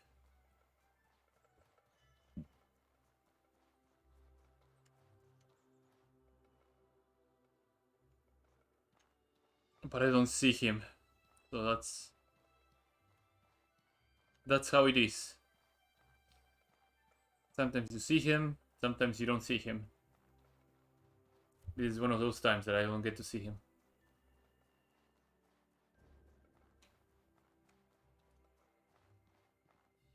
I'm gonna just scout from here and check if there's anything else. No, I don't think anything else is worth going for in there.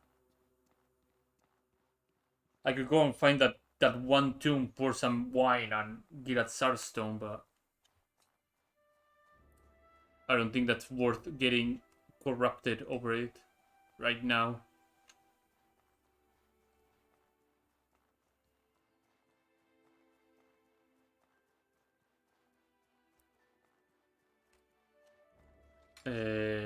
Flaming arrows. You know what? Sure, I'm gonna grab all your flaming arrows and then sell them back in town.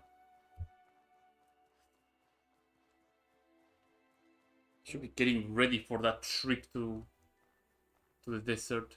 I will make a stop at Harmatan though if I don't get my 2 power coils. I thought it was the horror like right in front of me. I was about to freak out. What's my water supply? Not so hot.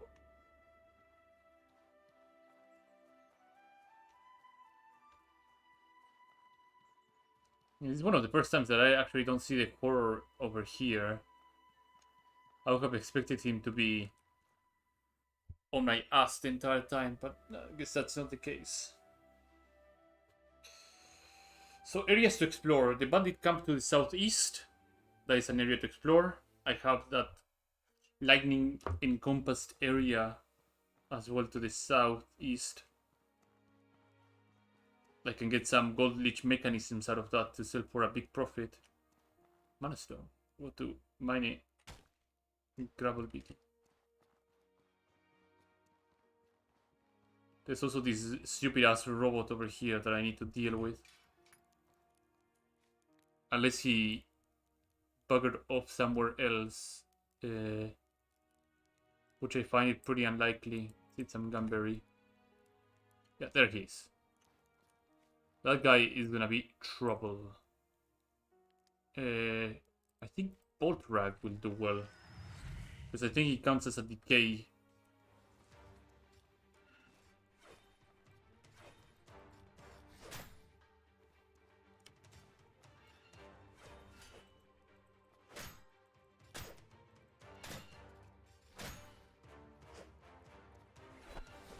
Ow.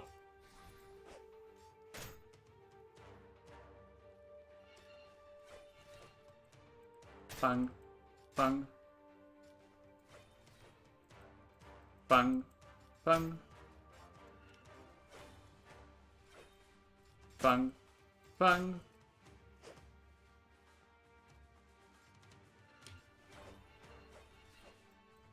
Bang.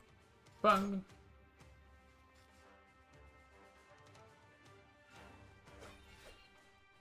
Bang.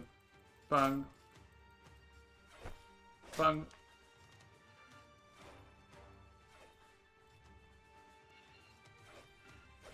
Well, it's getting pretty rough, actually. Let me recuperate a little bit here, okay? Don't mind. Thank you very much. I'm gonna bandage myself a little bit. Oh, I'm poisoned as well. Oh. Glad I have my antidotes on me. Okay, let's take a wee little breather here.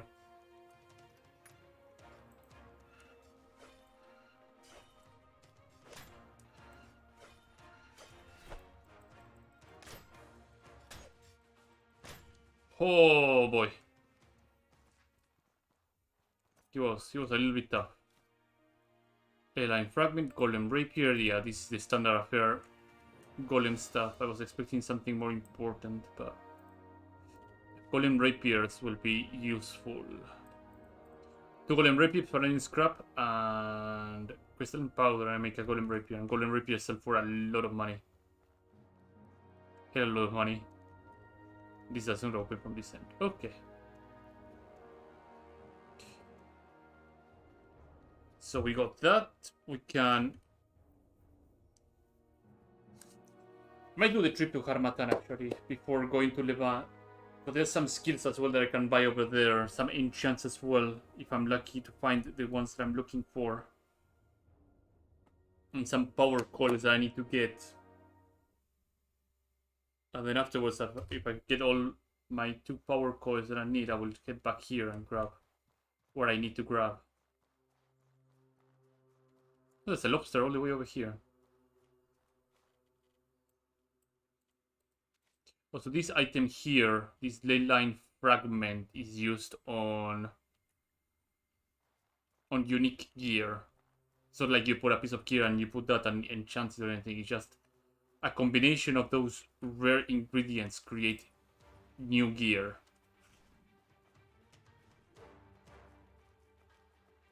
Oh.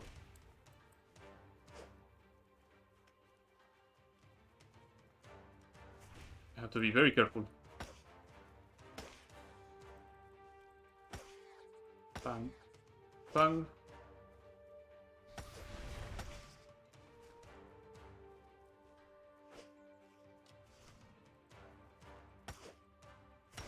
Oh.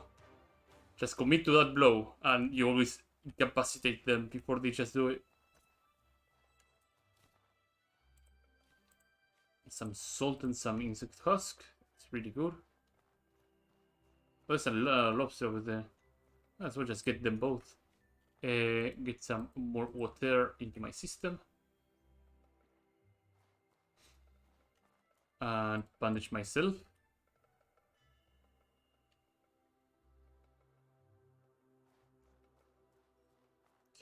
I'll probably get to Harmatan and then call it for a day. Because there's some other things that I need to do in my time that require my attention. So I apologize for like the short stream.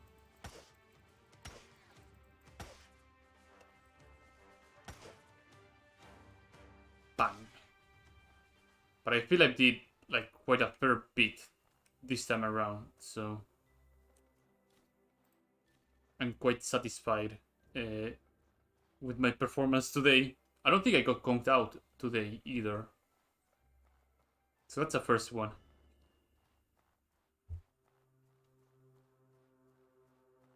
Plus in Harmatan it will allow me to show people like a lot of things that you can do.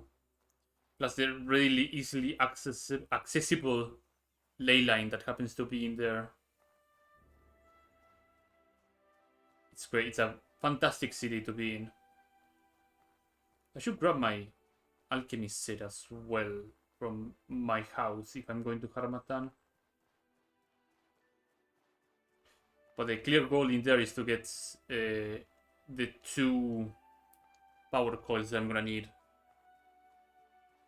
to open this. As soon as I get the 2 power coils and I have enough money to go back, I will just head back. And then continue my journey. Because things in Harmatan are pretty expensive. So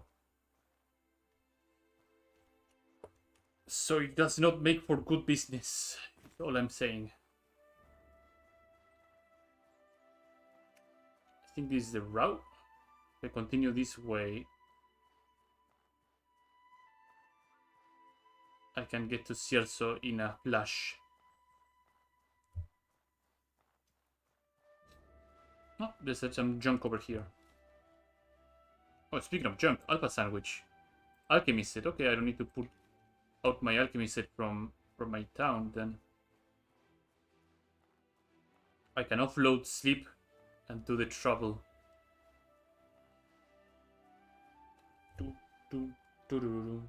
Especially I can do it now because now that the Ventavel Fortress is absolutely extinguished, Cierzo is in no trouble whatsoever. There's no 90-day hard timer for it to just get absolutely destroyed. So hopefully things will go better.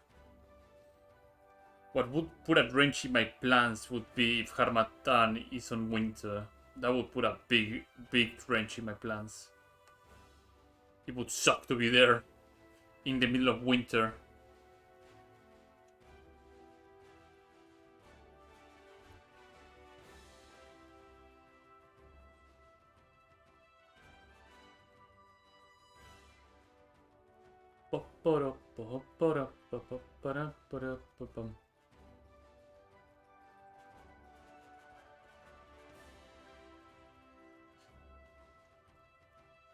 Dun, dun. 4 years from now. I would say 4 years from now, I would hopefully have a strong enough computer to actually handle Outport 2 in proper settings. That is my hope. Because I would be very happy to stream it when it is time to stream it.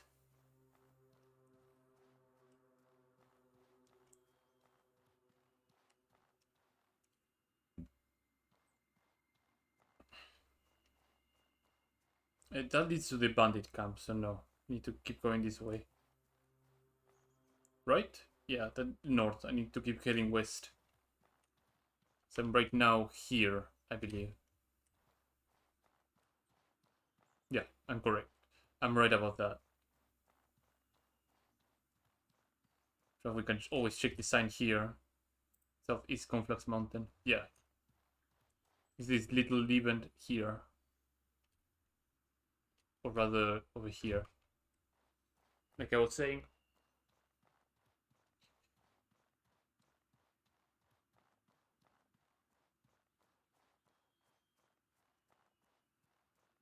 There's dead birds everywhere.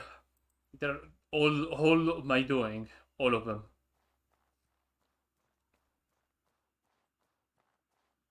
Oh, already made it back. Jesus. I thought we were like a bit further away. No. We're right close.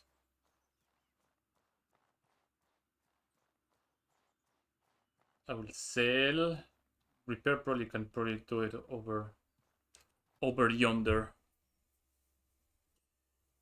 But that was some good profit. That was some very, very good profit. To what I couldn't haul the black boots all the way over here, but I will find more black pieces around, so it's not a big deal.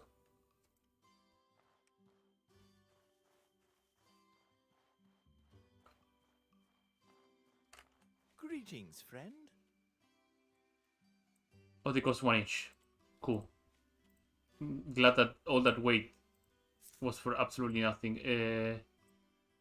Crystal powder, egg. And to dump all that stuff in the stash. Same with the pillar. The insect husks can go away. No problem. The pot, I will keep the pot. And the plant tent as well. I will use that on Harmatan to sleep, and it will keep me fed as well. So that is very, very convenient for me. Place potion can go away. Time to offload a lot of this junk. And grab all my money that I have in my stash and move about.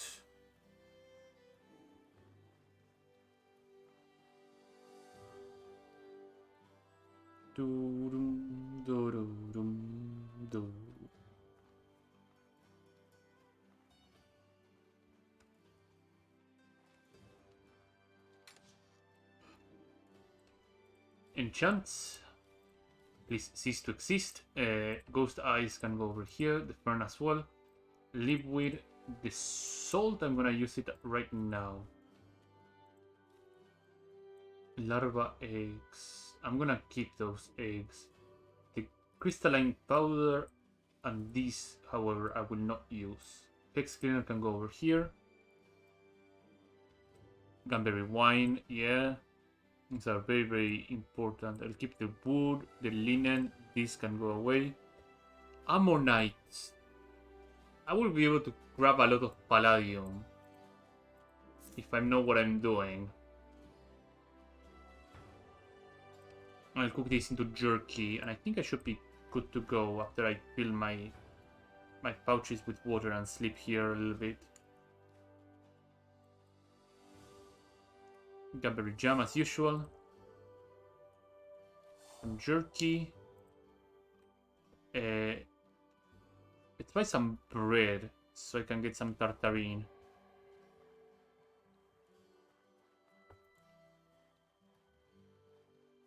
Because I will not have access to a player house. That is the entire ordeal here. So I better be prepared for days that I will have to sleep on the plant tent. Is there I something want you to need? buy something. Bread. Where is bread? I could grab the fur tent too. It would be a good investment actually. Where's the bread? I guess he's not the merchant that sells bread. Well, I guess I'll throw this one in. I have a feeling that I have something that is surplus. Like this piece of meat, for example. I think it should be alright.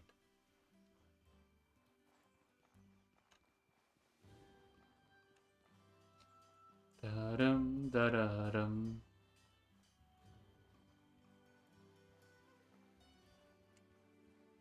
Can I help I you? want to buy something. Bread. There you are. How many jams I have? I go on a limp and say I have 8 jams in total.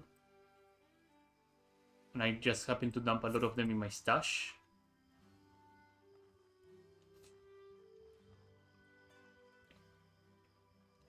But it's better to have extra than be lacking of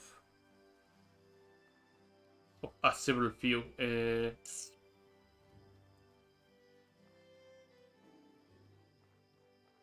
How devious it is that I'm going to get so much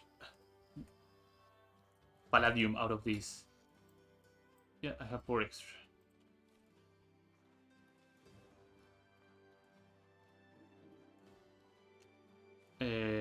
Danbury Tartarine. 1, 2, 3, 4, 5. Did my weight increase? Not that much, actually. I will be 10 minus, or 8 minus rather than 10. I'll dump a lot of other stuff in my stash. In the meantime, I think I will dump my health potions and then grab my astral healing potions. No, my healing potions greater over there. Yes, I'm gonna dump them here. I'm gonna turn this into bandages. Drop the mana stones over here. I'm gonna keep my gold. I think I should be a-okay. I'm gonna grab a drink when I go back to Harmattan. Prepare a little bit. Sleep. Like a god.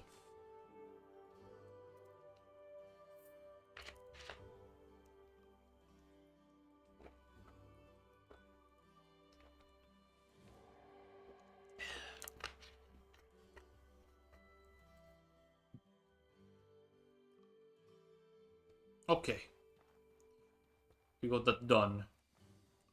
Let's embark in our journey.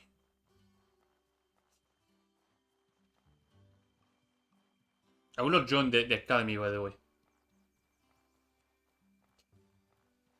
I just ordered this on the Switch, but I have to look forward to a lot of madness and a lot of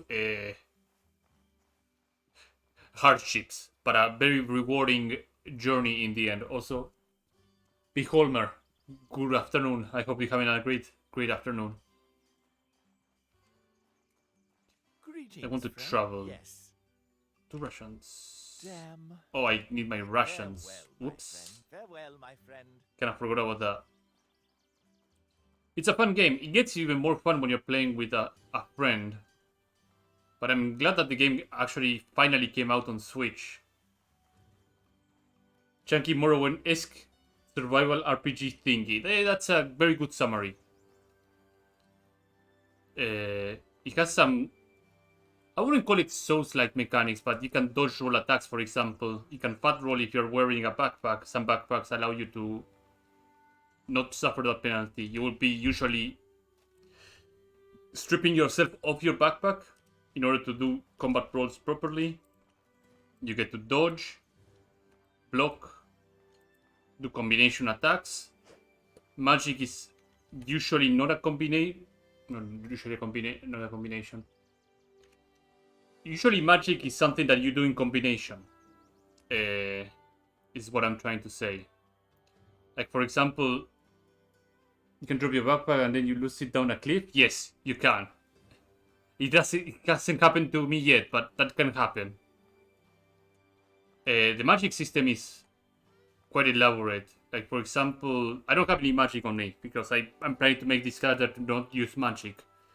But there are spells like, for example, Spark. When you cast it, it will be just an explosion in front of you and you will be like, well, this is shit, magic is shit. But if you use a spell called Fire Sigil beforehand and you carve a Fire Sigil on the ground and you happen to use Spark on top of that Fire Sigil, your Spark will be converted into a Fireball. And you will do like insane amount of damage, of fire damage and impact damage. There are different sigils and different spells that interact with each other. And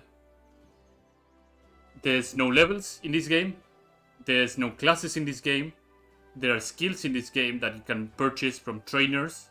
There are individual skills that you can purchase from other people. For example, let me show you this guy over here. This would be the perfect sample. You have Ito Akiyuki over here, and you have Oda the Kasserite trainer. If you talk to Oda the Kasserite trainer and ask him to train you, and so etc.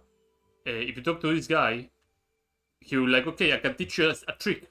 If you pay me 50 silvers, I can teach you a trick that you will be able to creep and slow enemies with a one-handed axe. So I can pay him 50 silver and he will train me that. To answer your question here, quest log looks like this. You have your major quests here.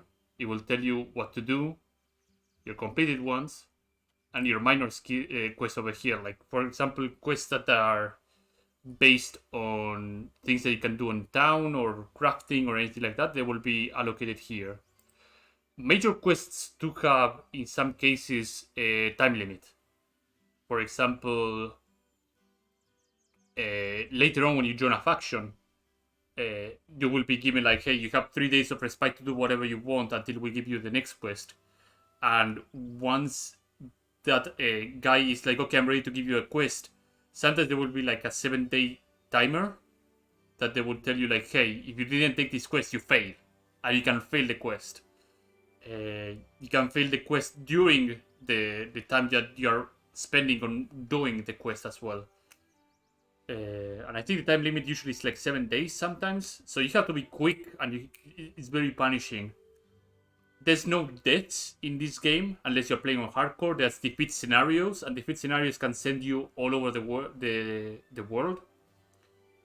Like, for example, there's one defeat scenario that can happen on the southern area with the bandit camp. That you end up being a prisoner, and you have to either be a good prisoner and like mine ore and hand it in, or you can try and escape through a shaft, and you will be like absolutely fucked up at the other end of the shaft.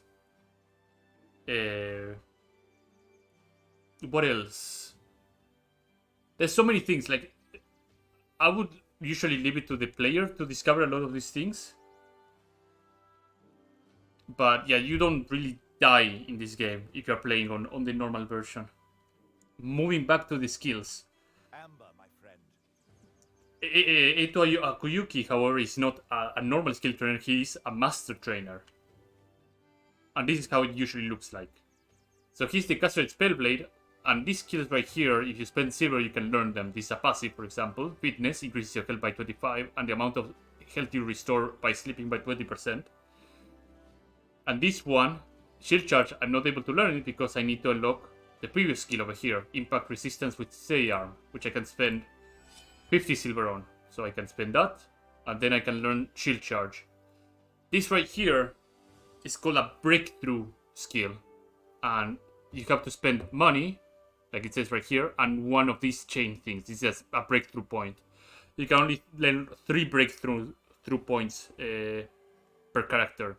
And there's a lot more of these type of skill trainers out there in the world. They can be like out and about in some other area or in another town altogether.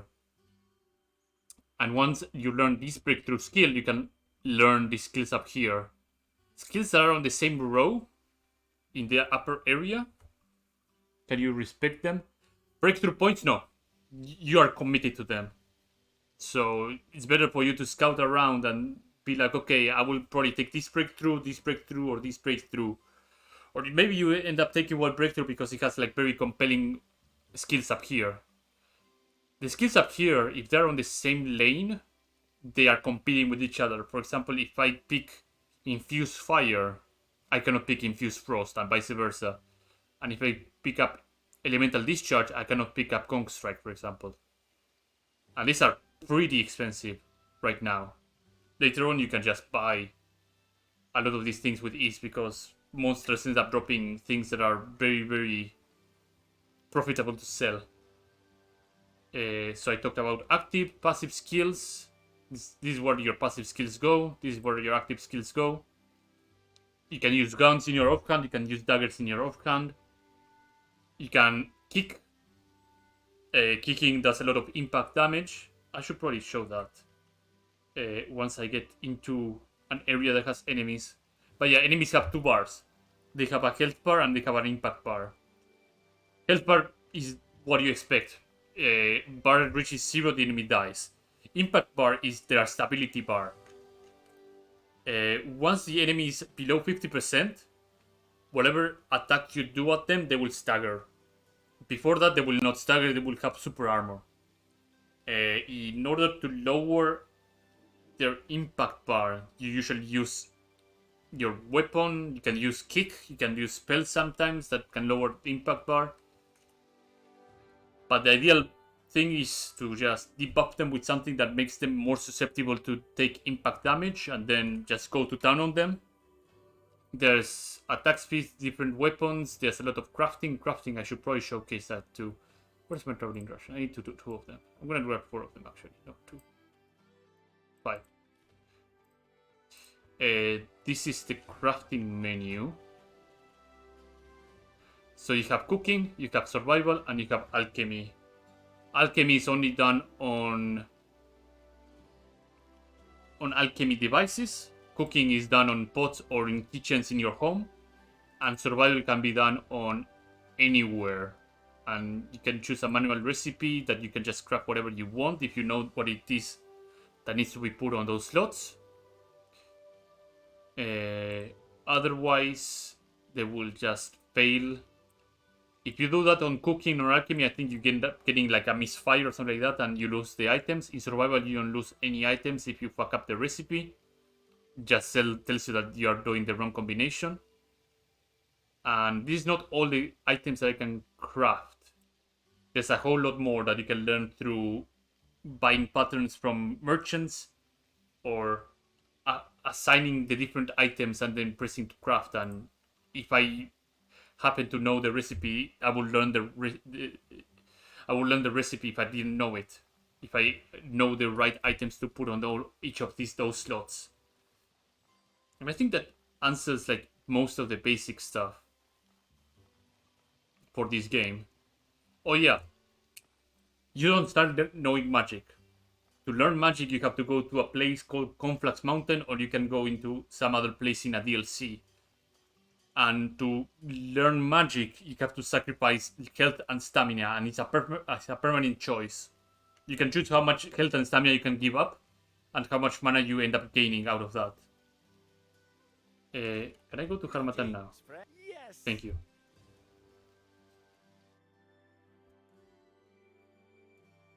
Thanks for the new explanations. I mean, I'm happy that more people are picking up the game. That's for certain. If you liked Morrowind, you're gonna like this game. That's the bottom line. It's a very, very fun game. I quite enjoy it.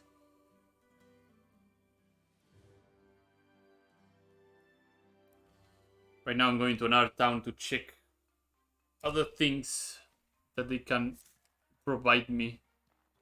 Hopefully this didn't lock me into joining the faction. Recruit and Server Academy. So I can fill up water here with my pouch. So I'm looking for this woman over here. How can I help you? Shit is expensive, I can tell you that much. But that is none of the stuff that I'm looking for.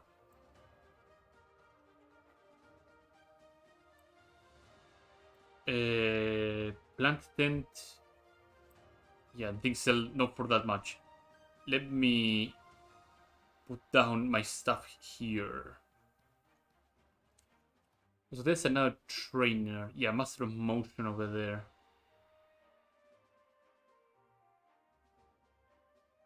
Maybe inside there might be like somebody that can give me enchants. Let me put down my plant tent over here. This is where I'm gonna make home for a couple of days. I need more wood. Let's grab some bark from here.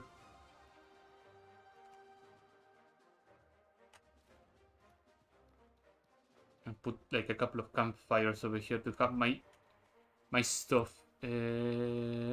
Campfire. Campfire number 1 over here. Campfire number 2 over here. Alchemy kit. And my pot will go over here.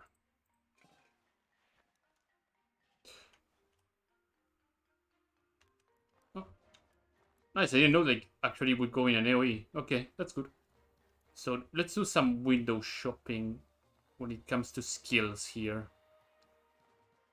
Let's not interact with that because that would trigger another quest and I don't want to grab it that just now. So this is another skill trainer. Want me to Surger train you? Battleborn, the Master of Motion. Yeah, this increased 25% my maximum stamina and some corruption resistance. This is another different. All skill cooldowns decrease by 10% per alertness level. It has like a lot of alertness based things going on. That would be worth spending 150 on, so that's not bad. There's a book over here. I think there's a skill trainer. Ah, greetings. I think this one? Hey, listen. I want to train with you. Put him up. I'll train you. Yeah, he will tell me. He will teach me prismatic flurry. Paint magical boons with your fist, truly merging the physical and the spiritual, and few people are capable Here's of. the plan. But I need a pure kiting in order to learn it. Imagine setting a fucking. I mean, isn't that like the state of most major cities with homeless people? If I'm aware, like a lot of. I know, like in New York, for example, there would be a lot of people just making camping tents like near highways. So this is not strange. It's weird, like in these times, but like in normal times, in the Skid Row, yeah, like it's bad. It's really bad. So weaponsmith, Need what do you have something? for me? Wolf shield, 10,000, 1,040. Okay. The prices up here, by the way, they are jacked up because there's something going on in this area that makes a lot of this stuff to cost a lot more. Your items will also sell a lot higher, Help you. so just window shopping for a particular set of items. You better have the money. There's different types of armor, by the way. There's like cloth bale. How do you figure out what cost higher prices?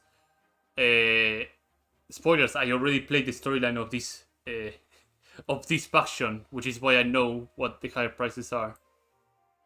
But you usually can tell, like these prices look odd, and these things are a bit cheaper than what they are selling you for. Elite plate. So yeah, something that I need to point out as well. There's lighter armor, there's heavy armor in this game. And you can tell that by their weight and their stats. Like, for example, the thing that I'm using right now is if you played Morrowind, this would be more akin to medium armor, in my opinion. It has some protection, it has some weight, but it has some stamina cost penalties by wearing it. Like, for example, my actions will cost 2% more stamina because I'm using Amolite boots.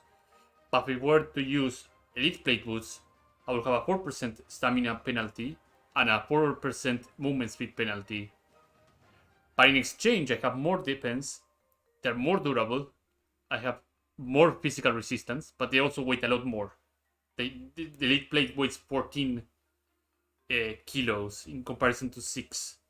And then you have like lighter stuff like paddle boots over here that is 4, it has less resistances and all that stuff, but it does have like many penalties.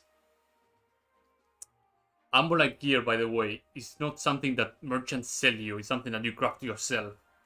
If you learn the pattern for Amolite or something like that, you can put the appropriate pieces on the appropriate slots and you can craft it on your own. For example, this guy sells the Amolite helmet recipe. Kiting Desert Tunic and other craftable things. Silver armor, plate armor, brigand clothes, yeah. These are pretty neat. Master Trader. Yeah, there's a lot of really good stuff here. But nothing that I'm looking for. Maybe you are the one that's selling You better have the money. enchanting? No, you're not selling anything. Everything that interests me. There are different backpacks, by the way. Different capacity, different bonuses. Like, for example, this adventurer backpack doesn't have the penalty of rolling, of making a fat roll, what is called in Dark Souls. So you can have your backpack on the entire time and you can still roll without any problems. Purple festive attire. Right, there's something else I need to point out. There's weather. in this game. Once a season changes outside, it can be cold or it can be hot depending on the area that you are. For example, are there unique items that only drop from certain enemies as well? Yes. Yes, there are. There are unique items. There are super bosses as well in this game. There are items that only drop from super bosses that when you combine them with other items turn into other items. There's a whole heap of things in this game. Want to buy something? Old Legion. Oh, I could probably get rid of the Old Legion. I think I didn't loot any of the cards over there. Oops. I have the Old Legion stuff, but I'm glad I'm able to acquire those things from there then. Fang weapons, galvanic, horror, makeshift. This is, for example, some unique armor that only is sold here. You have some stash in your home or something? Yes! Your player houses have stash. Every player house has a linked stash, and whenever you have another player house, all the stashes are connected. So there's no limit of how many items you can stash in there. Food rots, by the way. Let me see if I have any food here. There we go. The bar right below on the name, on this jerky, for example, that is the amount of time it has left until it rots. So when it rots, it's gone from the inventory. The bar will keep counting down even if it is on your chest. Let me see. And there's some other stuff that doesn't rot. Like, for example, this mineral tea, which is a very important item to have, doesn't rot. You can put weapon imbues in your weapons. You can attach, like, enchants as well. There's enchanting in this game, which I'm trying to find the recipes for. I think it might be this alchemist over here that may have some enchanting recipes. Otherwise, it might be inside the proper area. Actually, no, this is a cook. This is not an alchemist. I guess it will be inside the academy. Let me sell some of these gold parts. Oh, yeah. I need to point this out. Silver does have a weight. Silver has a weight in this game. Every 100 silver that you have is 1 kilogram. So I have 3.4 kilograms worth of silver on my inventory right now. If you want to carry all your money, what is recommended is you turn it into a gold ingot. 100 silver turns into 1 gold ingot. A gold ingot is always worth 100 silver, regardless of whoever you try to sell it or buy it from. So this is the way for you to carry your money safely. And each gold ingot is 0.1. Which enemy is weak to? Spamming questions. Okay. Yes, there is a way to find out. When you strike an enemy, if their health bar green blinks silver, it means that it is resistant to whatever damage you're doing. If it blinks red, it means that they're weak to whatever you're doing. We will find out very soon once I get out in the world. But right now I'm busy buying and selling things here. What else? What else? What else? Let me else. What else? Oh yeah, you have hot bars here. You can assign skills, items, and anything like that you want over here. Be a skill or anything like that. You can light up your torch with the B button over here. That is right next to your backpack. There's a... Oh, probably this window would be ideal to show. This is the temperature. Your food need, your drink need, your sleep need, corruption, the amount of mana, stamina out of your maximum, your health out of maximum over here. This is your stats over here. Right now, for example, I'm thirsty. This is what it tells me what my buffs and debuffs are. I need to drink. My maximum stamina increases 3 times faster, which means that I need to go over here. Sorry. Over here and grab a drink from my water pouch, and I will satiate my drink need, my thirst. And drinking water increases my recovery stamina and gives me hot weather defense. Some stats to explain here. This is my physical defense, this is my impact defense, my armor defense, ethereal defense, lightning, heat, frost, decay defense, my magical barrier defense. I think this is my alertness, but I could be mistaken. This is my stamina bonus or penalty. I think this is my mana penalty. Right? Yeah, my mana cost penalty. 4%. I should have 4% on... Yeah, 4%. This is my movement speed and this is my stamina penalty. This is my hot weather defense, cold weather defense, and this is my decay defense. And I believe that's about it. I think I have explained like most of the stuff that were to explain. Oh, yeah. So this will give me 10% decay defense. It was on 0 previously, and now it's on 10. Want me to train you? Maximum stamina over here. So now instead of having 100 maximum stamina, now I have 125 maximum stamina. It's a passive, so it gets it auto applied. So I don't need to do anything else. Rags. Rags are lesser weapon imbues that you can apply to your weapons. Varnishes are your greater ones. For example, this one gives me ethereal damage, and it's a lot of ethereal damage whenever I'm swinging my weapon. I believe there's another junk pile over here. Oh, it's a chest. Another alchemy kit. Wheat, star, mushroom. You can disassemble items to get like basic items out of that. I don't think this is like relevant, but it's also there's a sequel that was announced for this game. I believe it was announced 4 or 5 days ago. They had a small showcase of the upcoming games, and the sequel of Outward was announced. When is it coming out? It's gonna come out like in a couple of years, that's for sure. They said as much on the interview they did yesterday. Not the place I wanted to be. I think the place I wanted to be is right over here. There it is. Is there something you need? There is a magician merchant.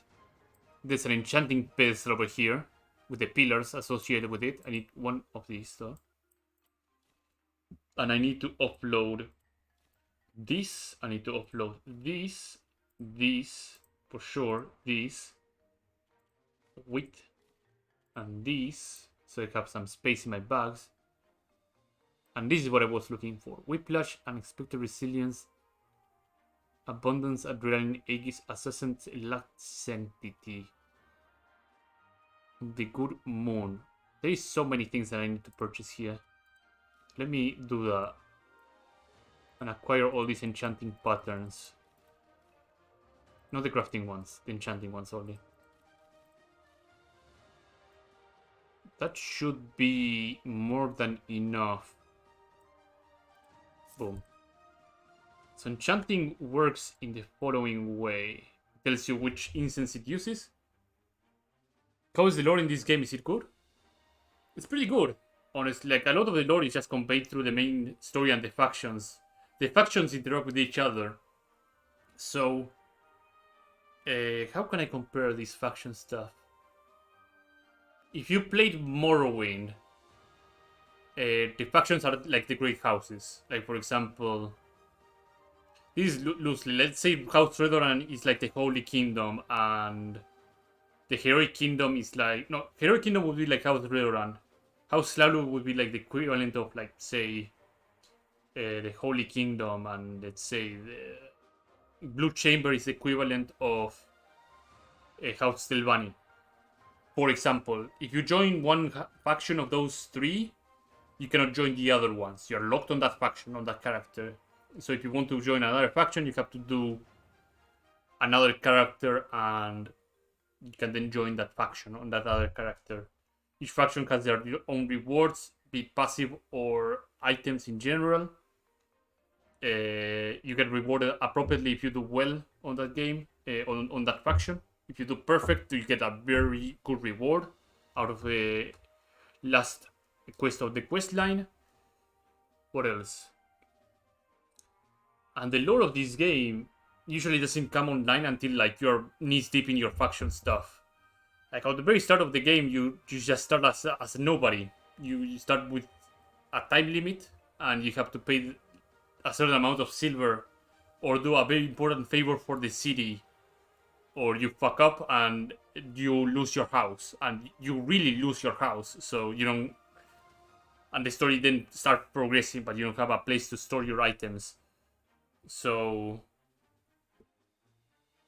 yeah, and then after you choose your faction, you go down your quest line, things happen, you get backstory according to whichever faction you pick, and then to get the full breadth of the lore, you end up making another character, you end up going to another faction, and then you end up getting things from a different point of view. Going back to enchanting, that I was trying to explain. Enchanting works. Let me see if I can find a more full. There we go. This one is better. So it tells you which type of incense it uses. This time it tells you Luna incense, how many pillars and which placement of the pillars it has to be. NF, SF, and WF means the cardinal direction and how far it has to be. F means far, C means close. Which piece of equipment is compatible with this enchant, ship daggers and rondel daggers, and what other conditions, be it time of day, season, location. For example, this can only be done at night, and it can only be done outdoors, for example. Some other one. This one, for example, tells you the incense, the pillar location, which is 4 of them, the type of gear that can only go for armor, and which type of gear can only be done on the worker armor, on the light clothes, tattered or grab armor. So different enchants work for different things. I'm more fan of these ones that are very specific, that ask you for a particular piece of equipment, because it usually ends up being like a very rewarding thing to use. Like Comet, for example, on horror bow, that is pretty good. Or Instinct on the wolf helmet. Yeah, there's so many things that you can end up using. Cauldron helmet. I don't think I even found a Cauldron helmet or know which one it is. Pale Beauty. Let me turn these things into gold bars, so I don't have to carry 3 kilograms of weight. I think it's nighttime out there, given that the music changed. Or I could do this tomorrow. Yeah, I will just sleep on my tent and then do the rest of the stuff tomorrow.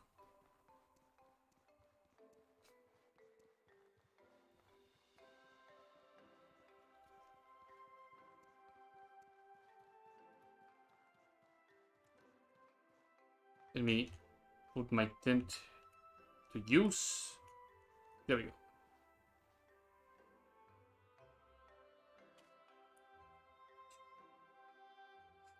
Yeah, it's a different type of tent. Each tent has their own bonuses. The plant tent, for example, if I go to sleep inside one of them, I get fed and I get watered as well. Usually that doesn't happen. So that is the advantage of using plant tent. The disadvantage, however, is that you are unable to pack it up. Once you place it, unlike normal tents, if you want to uproot it, it ends up being destroyed. So if you put it there, you have to make sure that this is the place you wanted to put it. In comparison, I have this other tent that I usually use over here. This is a fur tent, which will give me hot weather defense. Rather, no hot weather defense, cold weather defense. And I can go sleep in there. I can also repair, and I can put guard as well. I can guard myself to prevent an ambush, but since I'm in a town, I don't get ambushed whatsoever. But if I want to disassemble it, I disassemble it like this, and it go back to my backpack. If I do that with my plant tent, it gets destroyed. But yeah, I think that's pretty much about what I wanted to say. I'm gonna check outside really quickly to see if it is winter or not.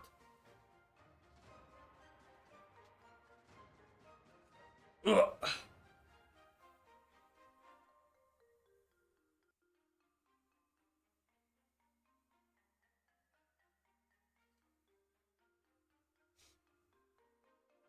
Loading the area.